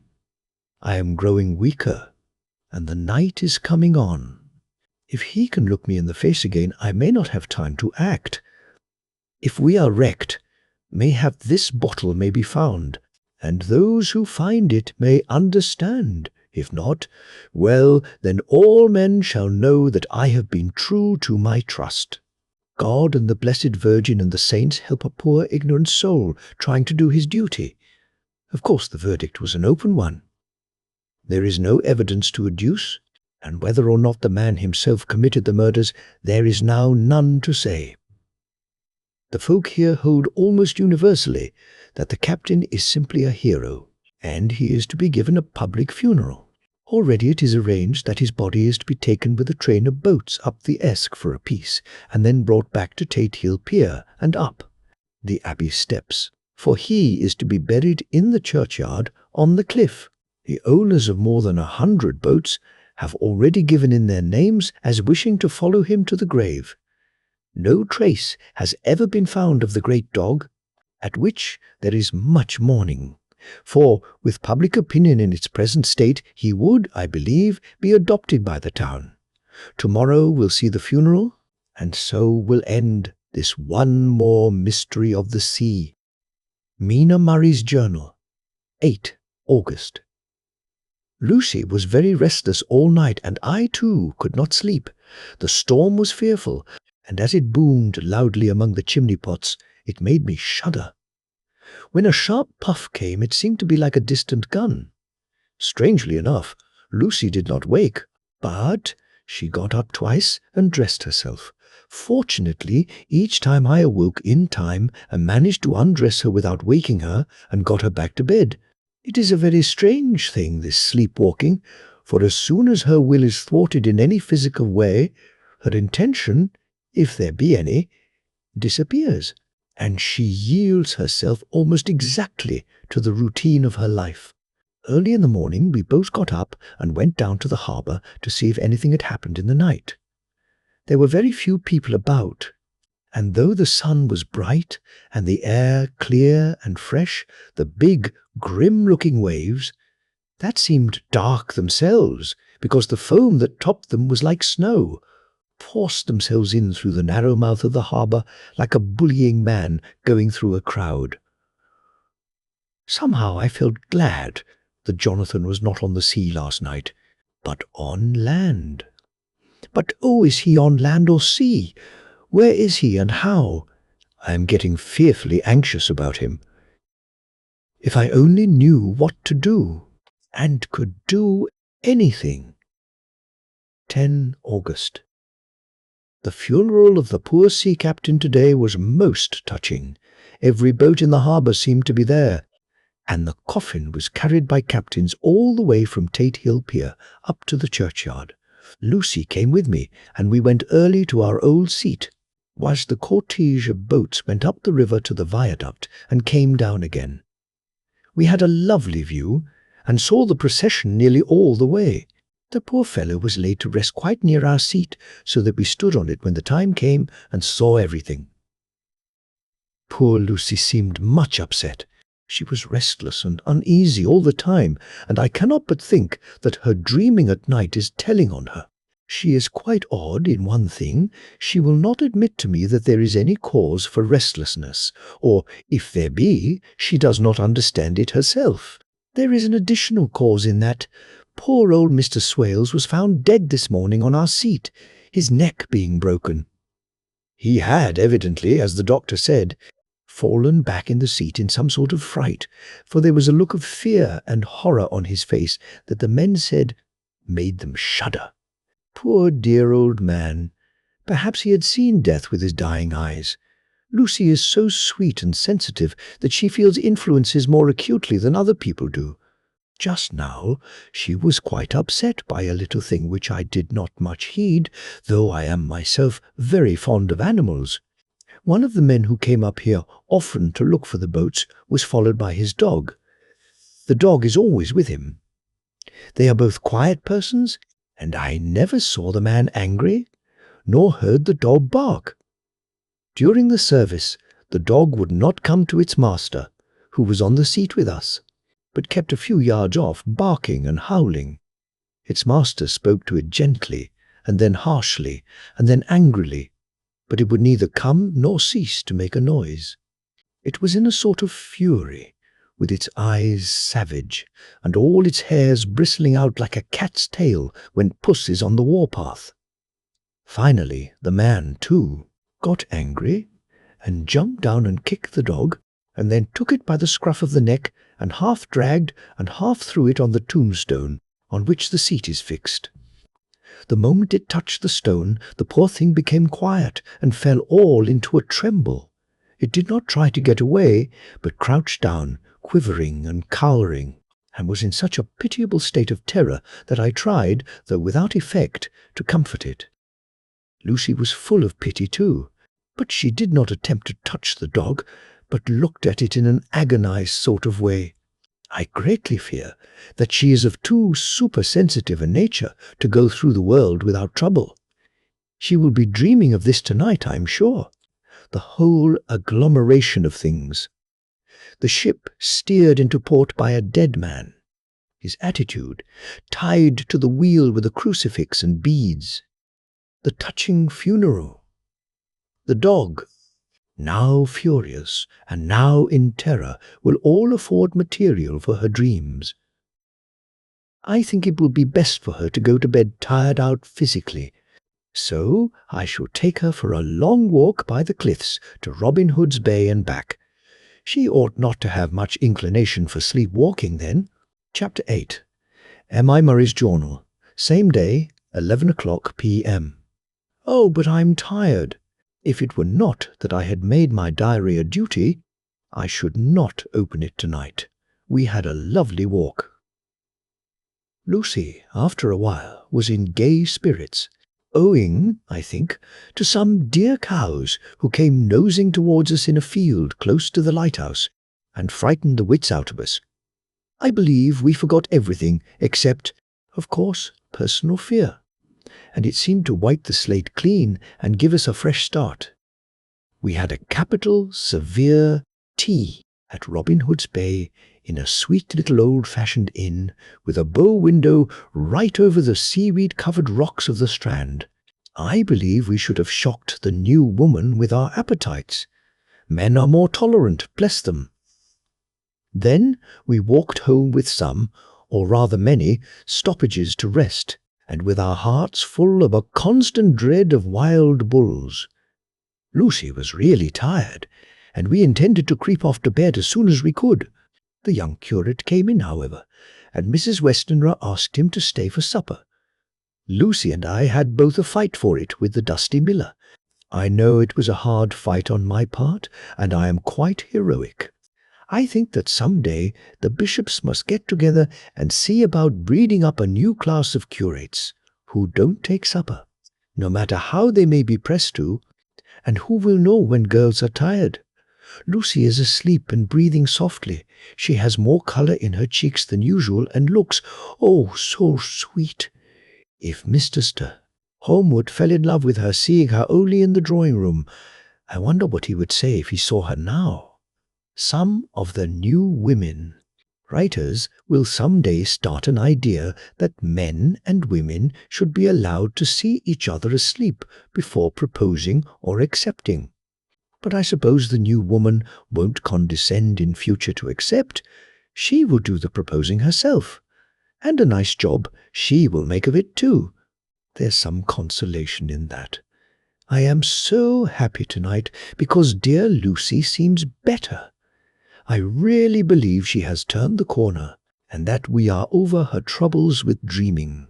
I should be quite happy if I only knew if Jonathan, God bless and keep him. 11 August, 3 a.m. Diary again. No sleep now, so I may as well write. I am too agitated to sleep. We have had such an adventure, such an agonizing experience. I fell asleep as soon as I had closed my diary. Suddenly, I became broad awake and sat up, with a horrible sense of fear upon me, and of some feeling of emptiness around me. The room was dark, so I could not see Lucy's bed. I stole across and felt for her. The bed was empty. I lit a match and found that she was not in the room. The door was shut, but not locked, as I had left it. I feared to wake her mother, who has been more than usually ill lately, so threw on some clothes and got ready to look for her. As I was leaving the room, it struck me that the clothes she wore might give me some clue to her dreaming intention. Dressing gown would mean house, dress, outside. Dressing gown and dress were both in their places.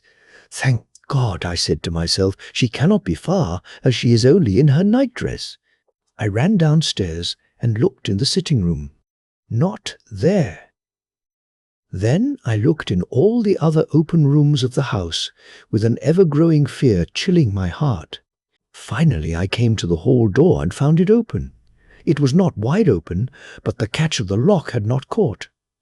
The people of the house are careful to lock the door every night, so I feared that Lucy must have gone out as she was. There was no time to think of what might happen. A vague, overmastering fear obscured all details. I took a big, heavy shawl and ran out. The clock was striking one as I was in the crescent, and there was not a soul in sight. I ran along the north terrace, but could see no sign of the white figure which I expected. At the edge of the west cliff above the pier, I looked across the harbour to the east cliff, in the hope or fear, I don't know which of, seeing Lucy in our favourite seat. There was a bright full moon, with heavy black, driving clouds, which threw the whole scene into a fleeting diorama of light and shade as they sailed across. For a moment or two I could see nothing, as the shadow of a cloud obscured St. Mary's Church and all around it. Then, as the cloud passed, I could see the ruins of the abbey coming into view, and, as the edge of a narrow band of light as sharp as a sword cut moved along, the church and the churchyard became gradually visible. Whatever my expectation was, it was not disappointed, for there, on our favourite seat, the silver light of the moon struck a half-reclining figure, snowy white. The coming of the cloud was too quick for me to see much, for shadow shut down on light almost immediately, but it seemed to me as though something dark stood behind the seat where the white figure shone and bent over it. What it was, whether man or beast, I could not tell. I did not wait to catch another glance, but flew down the steep steps to the pier and along by the fish market to the bridge, which was the only way to reach the east cliff. The town seemed as dead, for not a soul did I see. I rejoiced that it was so, for I wanted no witness of poor Lucy's condition. The time and distance seemed endless, and my knees trembled, and my breath came laboured as I toiled up the endless steps to the abbey. I must have gone fast, and yet it seemed to me as if my feet were weighted with lead, and as though every joint in my body were rusty. When I got almost to the top, I could see the seat and the white figure, for I was now close enough to distinguish it, even through the spells of shadow. There was undoubtedly something long and black bending over the half-reclining white figure. I called in fright, "Lucy, Lucy!" and something raised a head, and from where I was, I could see a white face and red, gleaming eyes. Lucy did not answer, and I ran on to the entrance of the churchyard. As I entered, the church was between me and the seat, and for a minute or so I lost sight of her. When I came in view again, the cloud had passed, and the moonlight struck so brilliantly that I could see Lucy half reclining with her head lying over the back of the seat. She was quite alone, and there was not a sign of any living thing about. When I bent over her, I could see that she was still asleep.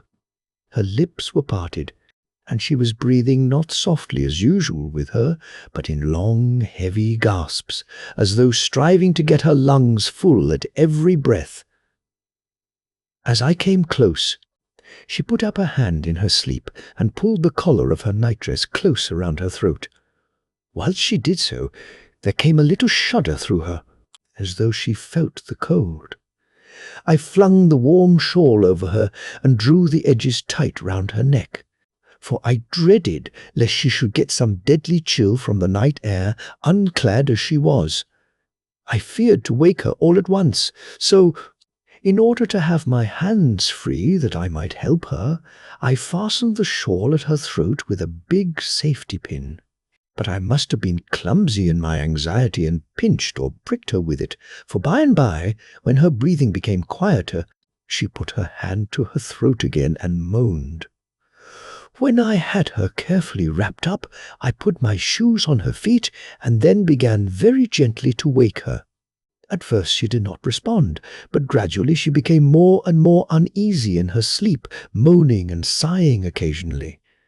At last, as time was passing fast, and, for many other reasons, I wished to get her home at once, I shook her more forcibly, till finally she opened her eyes and awoke. She did not seem surprised to see me, as of course she did not realize all at once where she was. Lucy always wakes prettily, and even at such a time, when her body must have been chilled with cold, and her mind somewhat appalled at waking unclad in a churchyard at night, she did not lose her grace. She trembled a little, and clung to me when I told her to come at once with me. Home she rose without a word, with the obedience of a child. As we passed along, the gravel hurt my feet, and Lucy noticed me wince. She stopped and wanted to insist upon my taking my shoes, but I would not. However, when we got to the pathway outside the churchyard, where there was a puddle of water remaining from the storm, I daubed my feet with mud, using each foot in turn on the other, so that as we went home, no one, in case we should meet anyone, should notice my bare feet. Fortune favored us, and we got home without meeting a soul. Once we saw a man, who seemed not quite sober, passing along a street in front of us, but we hid in a door till he had disappeared up an opening, such as there are here, steep little closes, or winds, as they call them in Scotland. My heart beat so loud all the time that sometimes I thought I should faint.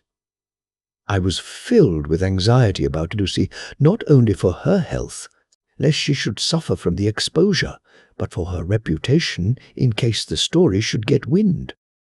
When we got in and had washed our feet, and had said a prayer of thankfulness together, I tucked her into bed.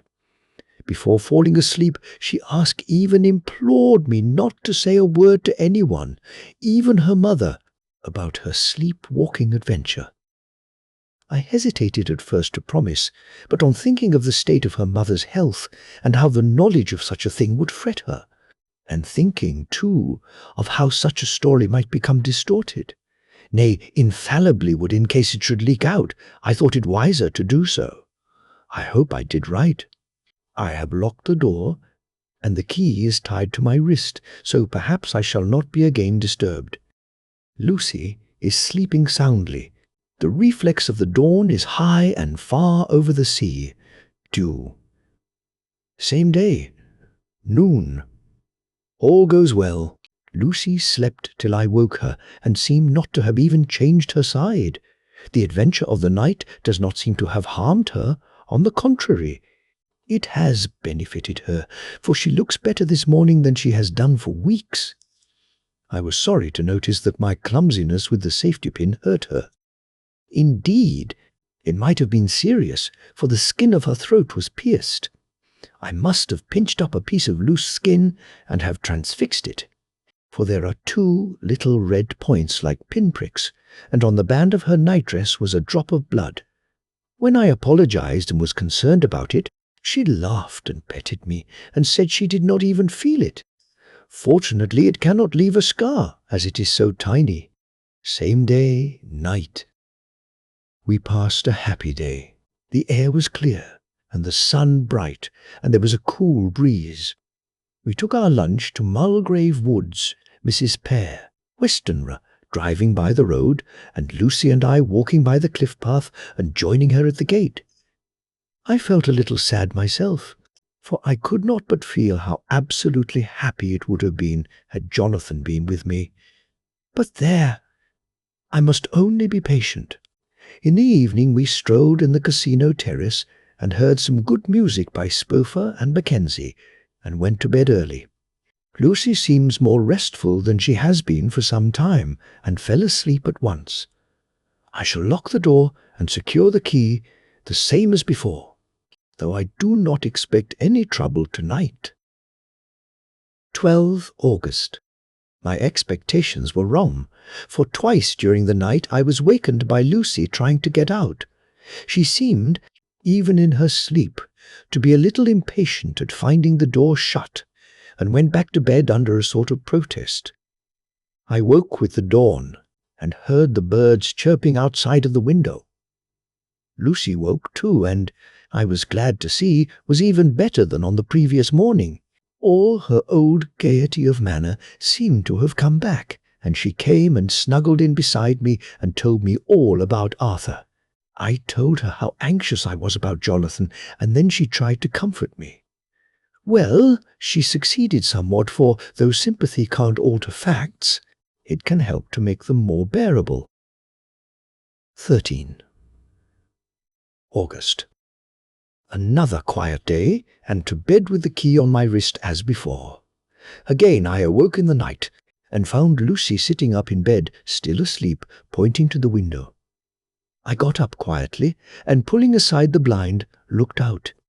It was brilliant moonlight, and the soft effect of the light over the sea and sky, merged together in one great, silent mystery, was beautiful beyond words. Between me and the moonlight flitted a great bat, coming and going in great whirling circles. Once or twice it came quite close, but was, I suppose, frightened at seeing me, and flitted away across the harbour towards the Abbey. When I came back from the window, Lucy had lain down again, and was sleeping peacefully. She did not stir again all night. 14 August. On the East Cliff, reading and writing all day. Lucy seems to have become as much in love with the spot as I am, and it is hard to get her away from it when it is time to come home for lunch or tea or dinner. This afternoon she made a funny remark. We were coming home for dinner, and had come to the top of the steps up from the West Pier and stopped to look at the view, as we generally do. The setting sun, low down in the sky, was just dropping behind Kettleness.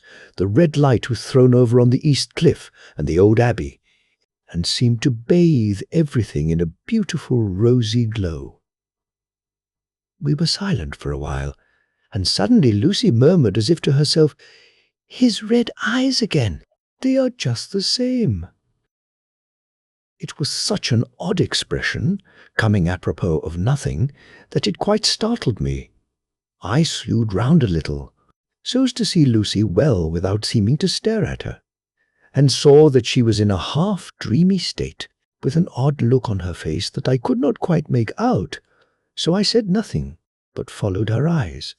She appeared to be looking over at our own seat, whereon was a dark figure seated alone. I was a little startled myself, for it seemed for an instant as if the stranger had great eyes like burning flames. But a second look dispelled the illusion. The red sunlight was shining on the windows of St. Mary's Church behind our seat, and, as the sun dipped, there was just sufficient change in the refraction and reflection to make it appear as if the light moved. I called Lucy's attention to the peculiar effect, and she became herself with a start. But she looked sad all the same. It may have been that she was thinking of that terrible night up there.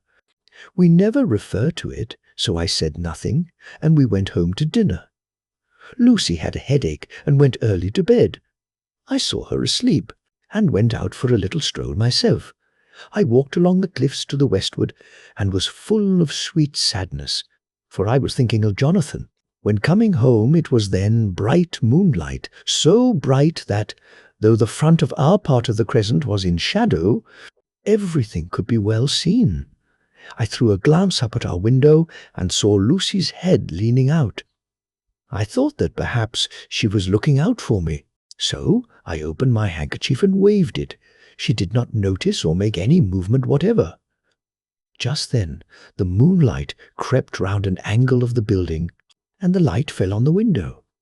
There distinctly was Lucy, with her head lying up against the side of the window-sill, and her eyes shut. She was fast asleep, and by her, seated on the window-sill, was something that looked like a good-sized bird. I was afraid she might get a chill, so I ran upstairs, but as I came into the room, she was moving back to her bed, fast asleep and breathing heavily. She was holding her hand to her throat, as though to protect it from cold. I did not wake her, but tucked her up warmly. I have taken care that the door is locked and the window securely fastened. She looks so sweet as she sleeps, but she is paler than is her wont, and there is a drawn, haggard look under her eyes which I do not like.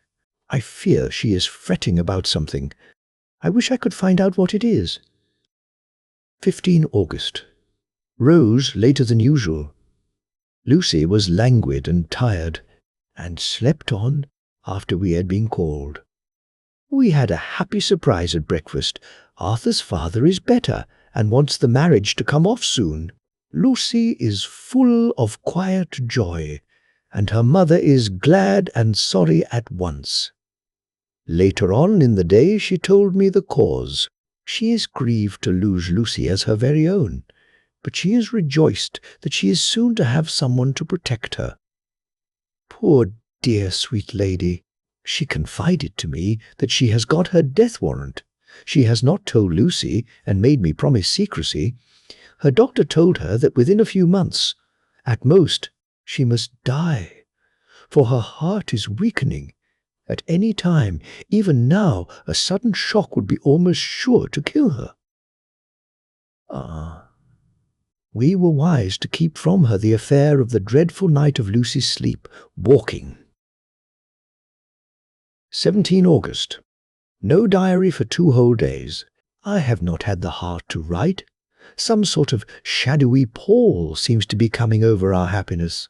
No news from Jonathan, and Lucy seems to be growing weaker, whilst her mother's hours are numbering to a close. I do not understand Lucy's fading away as she is doing. She eats well and sleeps well and enjoys the fresh air, but all the time the roses in her cheeks are fading, and she gets weaker and more languid day by day. At night I hear her gasping as if for air. I keep the key of our door always fastened to my wrist at night, but she gets up and walks about the room and sits at the open window. Last night I found her leaning out when I woke up, and when I tried to wake her I could not. She was in a faint. When I managed to restore her, she was as weak as water, and cried silently between long, painful struggles for breath. When I asked her how she came to be at the window, she shook her head and turned away. I trust her feeling ill may not be from that unlucky prick of the safety pin. I looked at her throat just now as she lay asleep, and the tiny wounds seem not to have healed. They are still open and, if anything, larger than before, and the edges of them are faintly white. They are like little white dots with red centers. Unless they heal within a day or two, I shall insist on the doctor seeing about them. Letter. Samuel F. Billington and Son, Solicitors Whitby, to Messrs. Carter, Patterson and Co., London. 17 August. Dear Sirs, herewith please receive invoice of goods sent by Great Northern Railway. Same are to be delivered at Carfax, near Purfleet, immediately on receipt at goods station, King's Cross. The house is at present empty, but enclosed.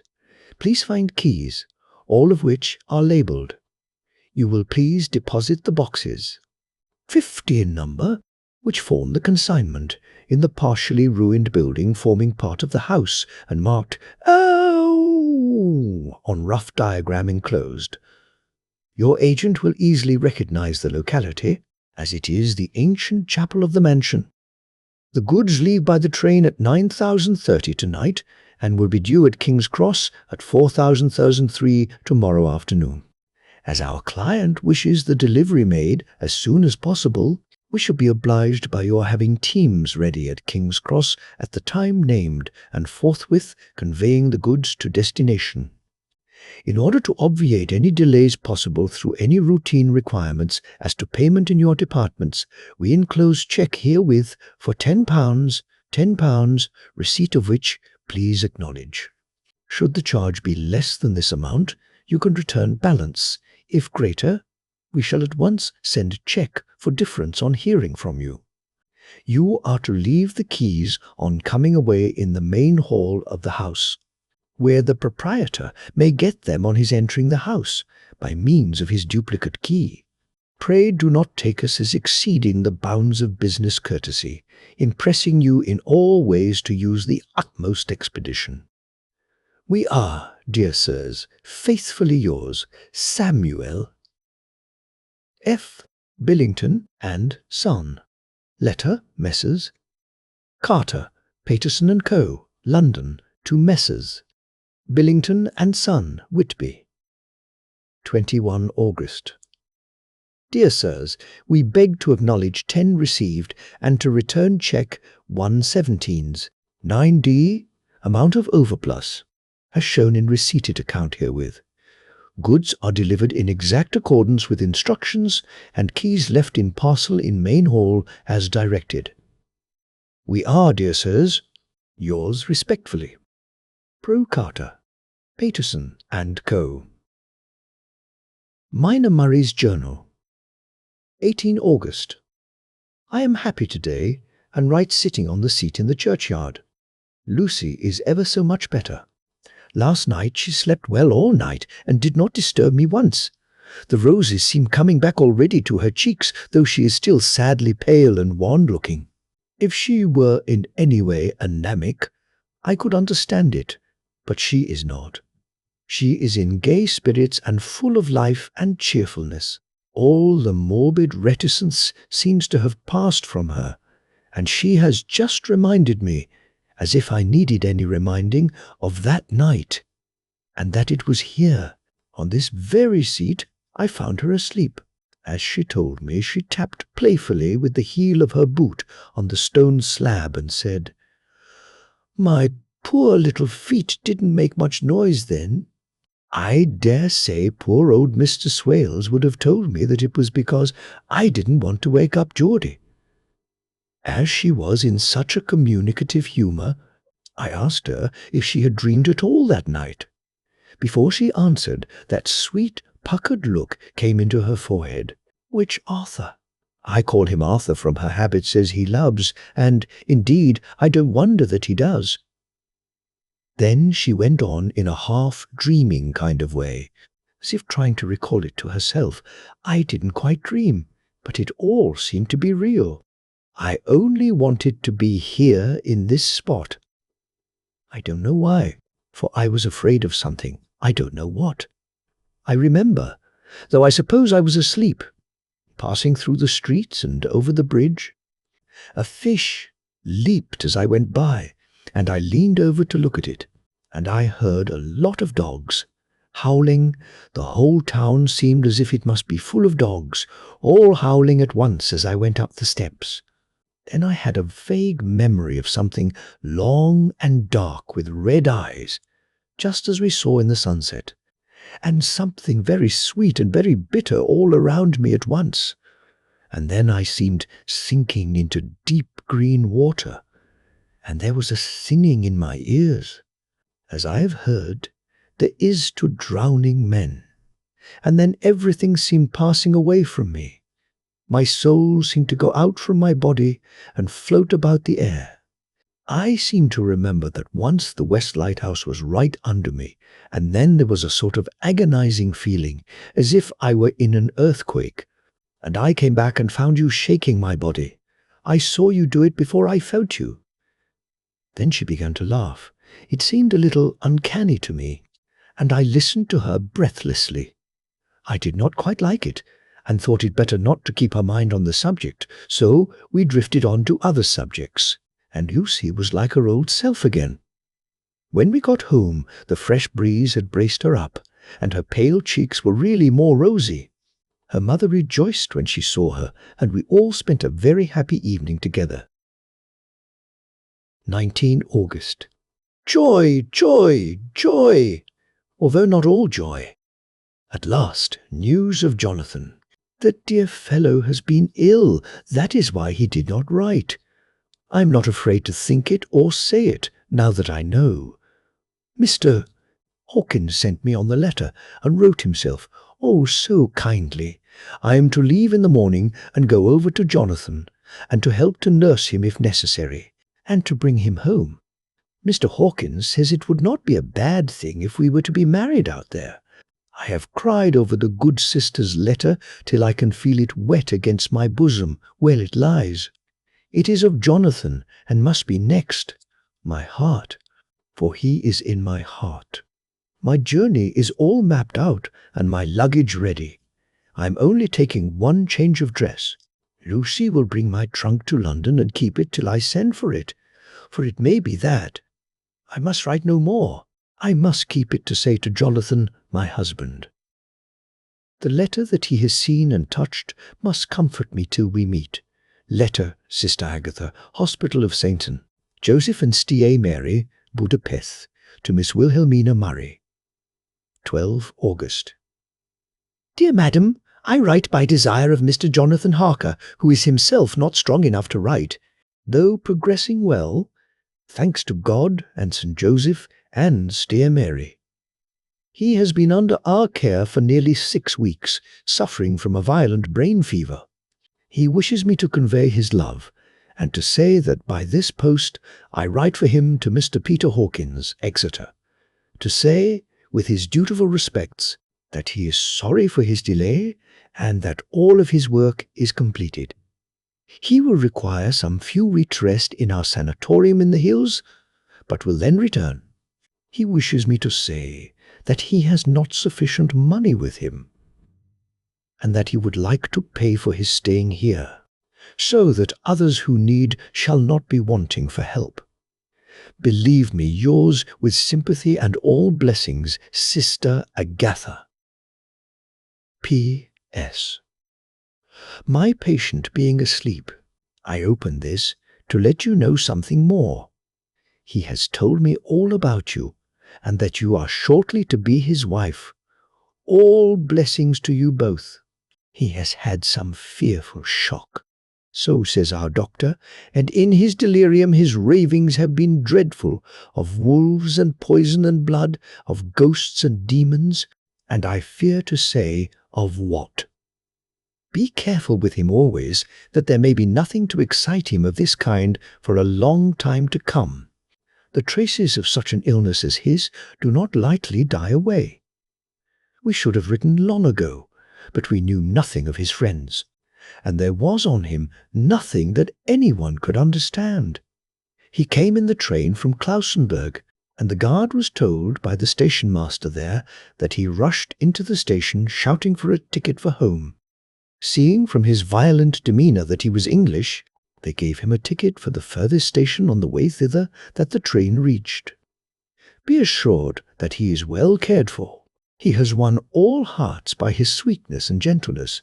He is truly getting on well, and I have no doubt will in a few weeks be all himself.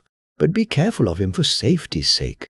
There are, I pray God, and St. Joseph, and State Mary, many, many happy years for you both. Dr. Seward's Diary. 19 August. Strange and sudden change in Renfield last night. About 8 o'clock he began to get excited and sniff about as a dog does when setting.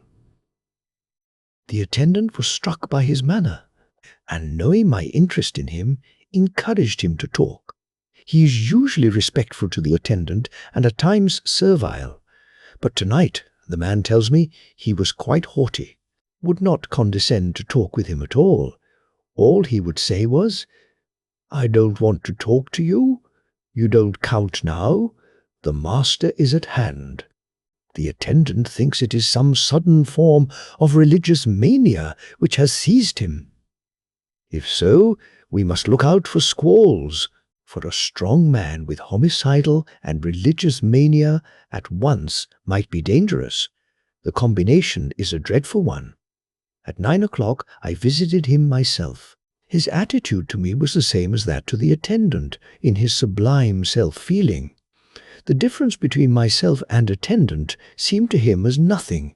It looks like religious mania, and he will soon think that he himself is God.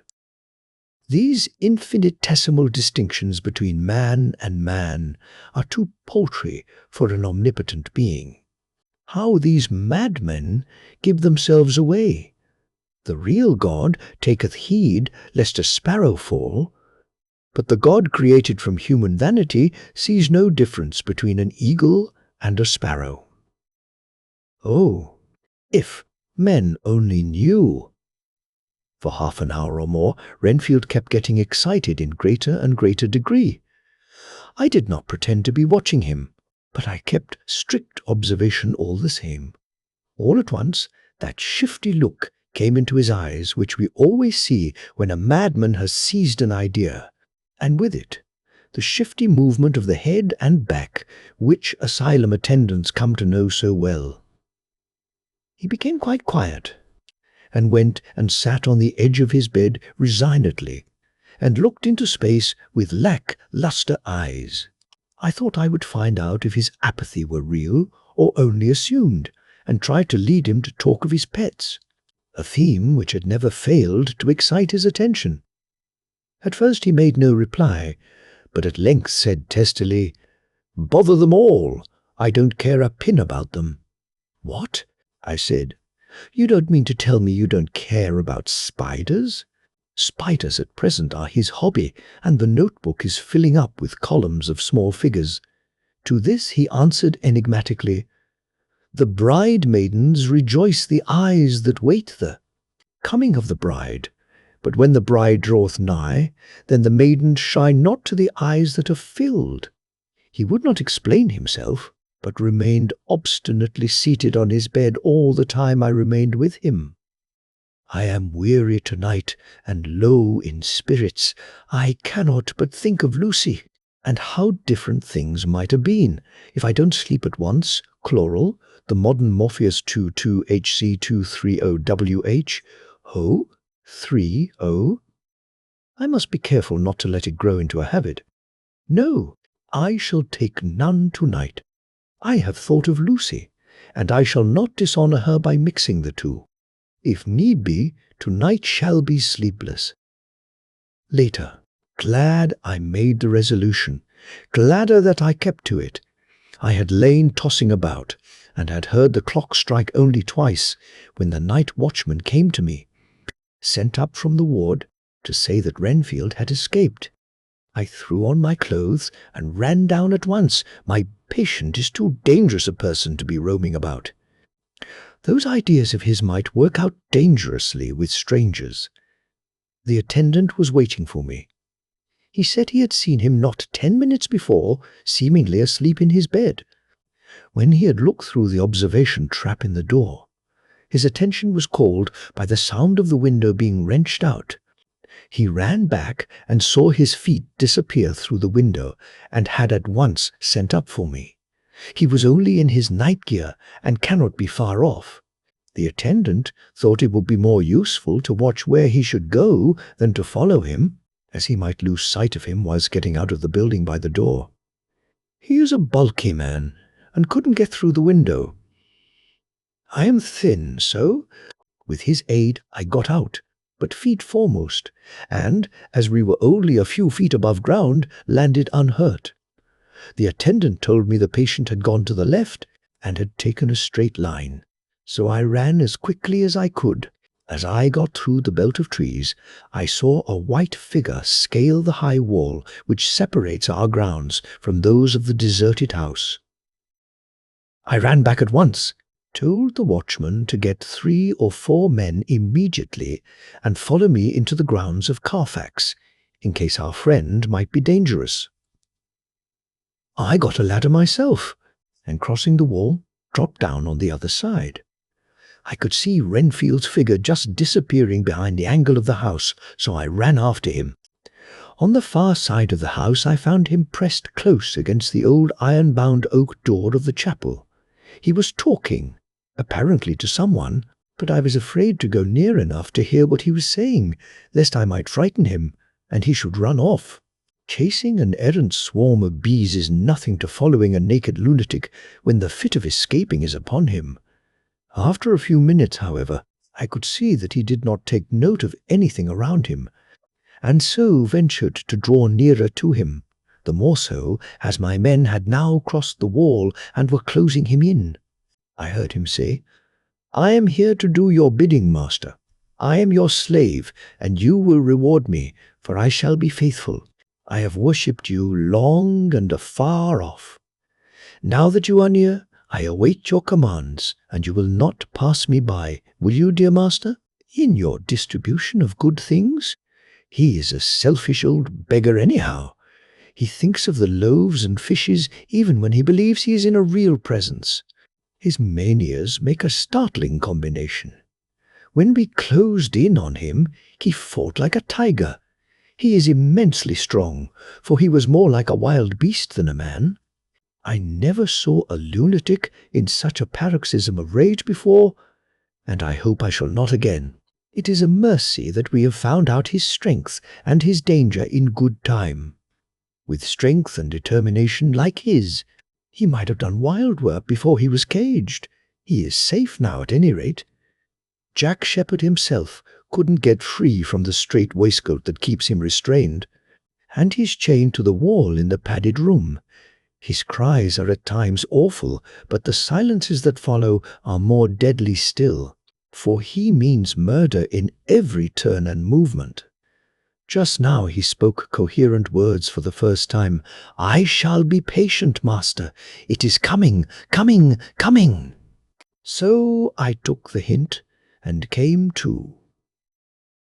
I was too excited to sleep, but this diary has quieted me, and I feel I shall get some sleep tonight.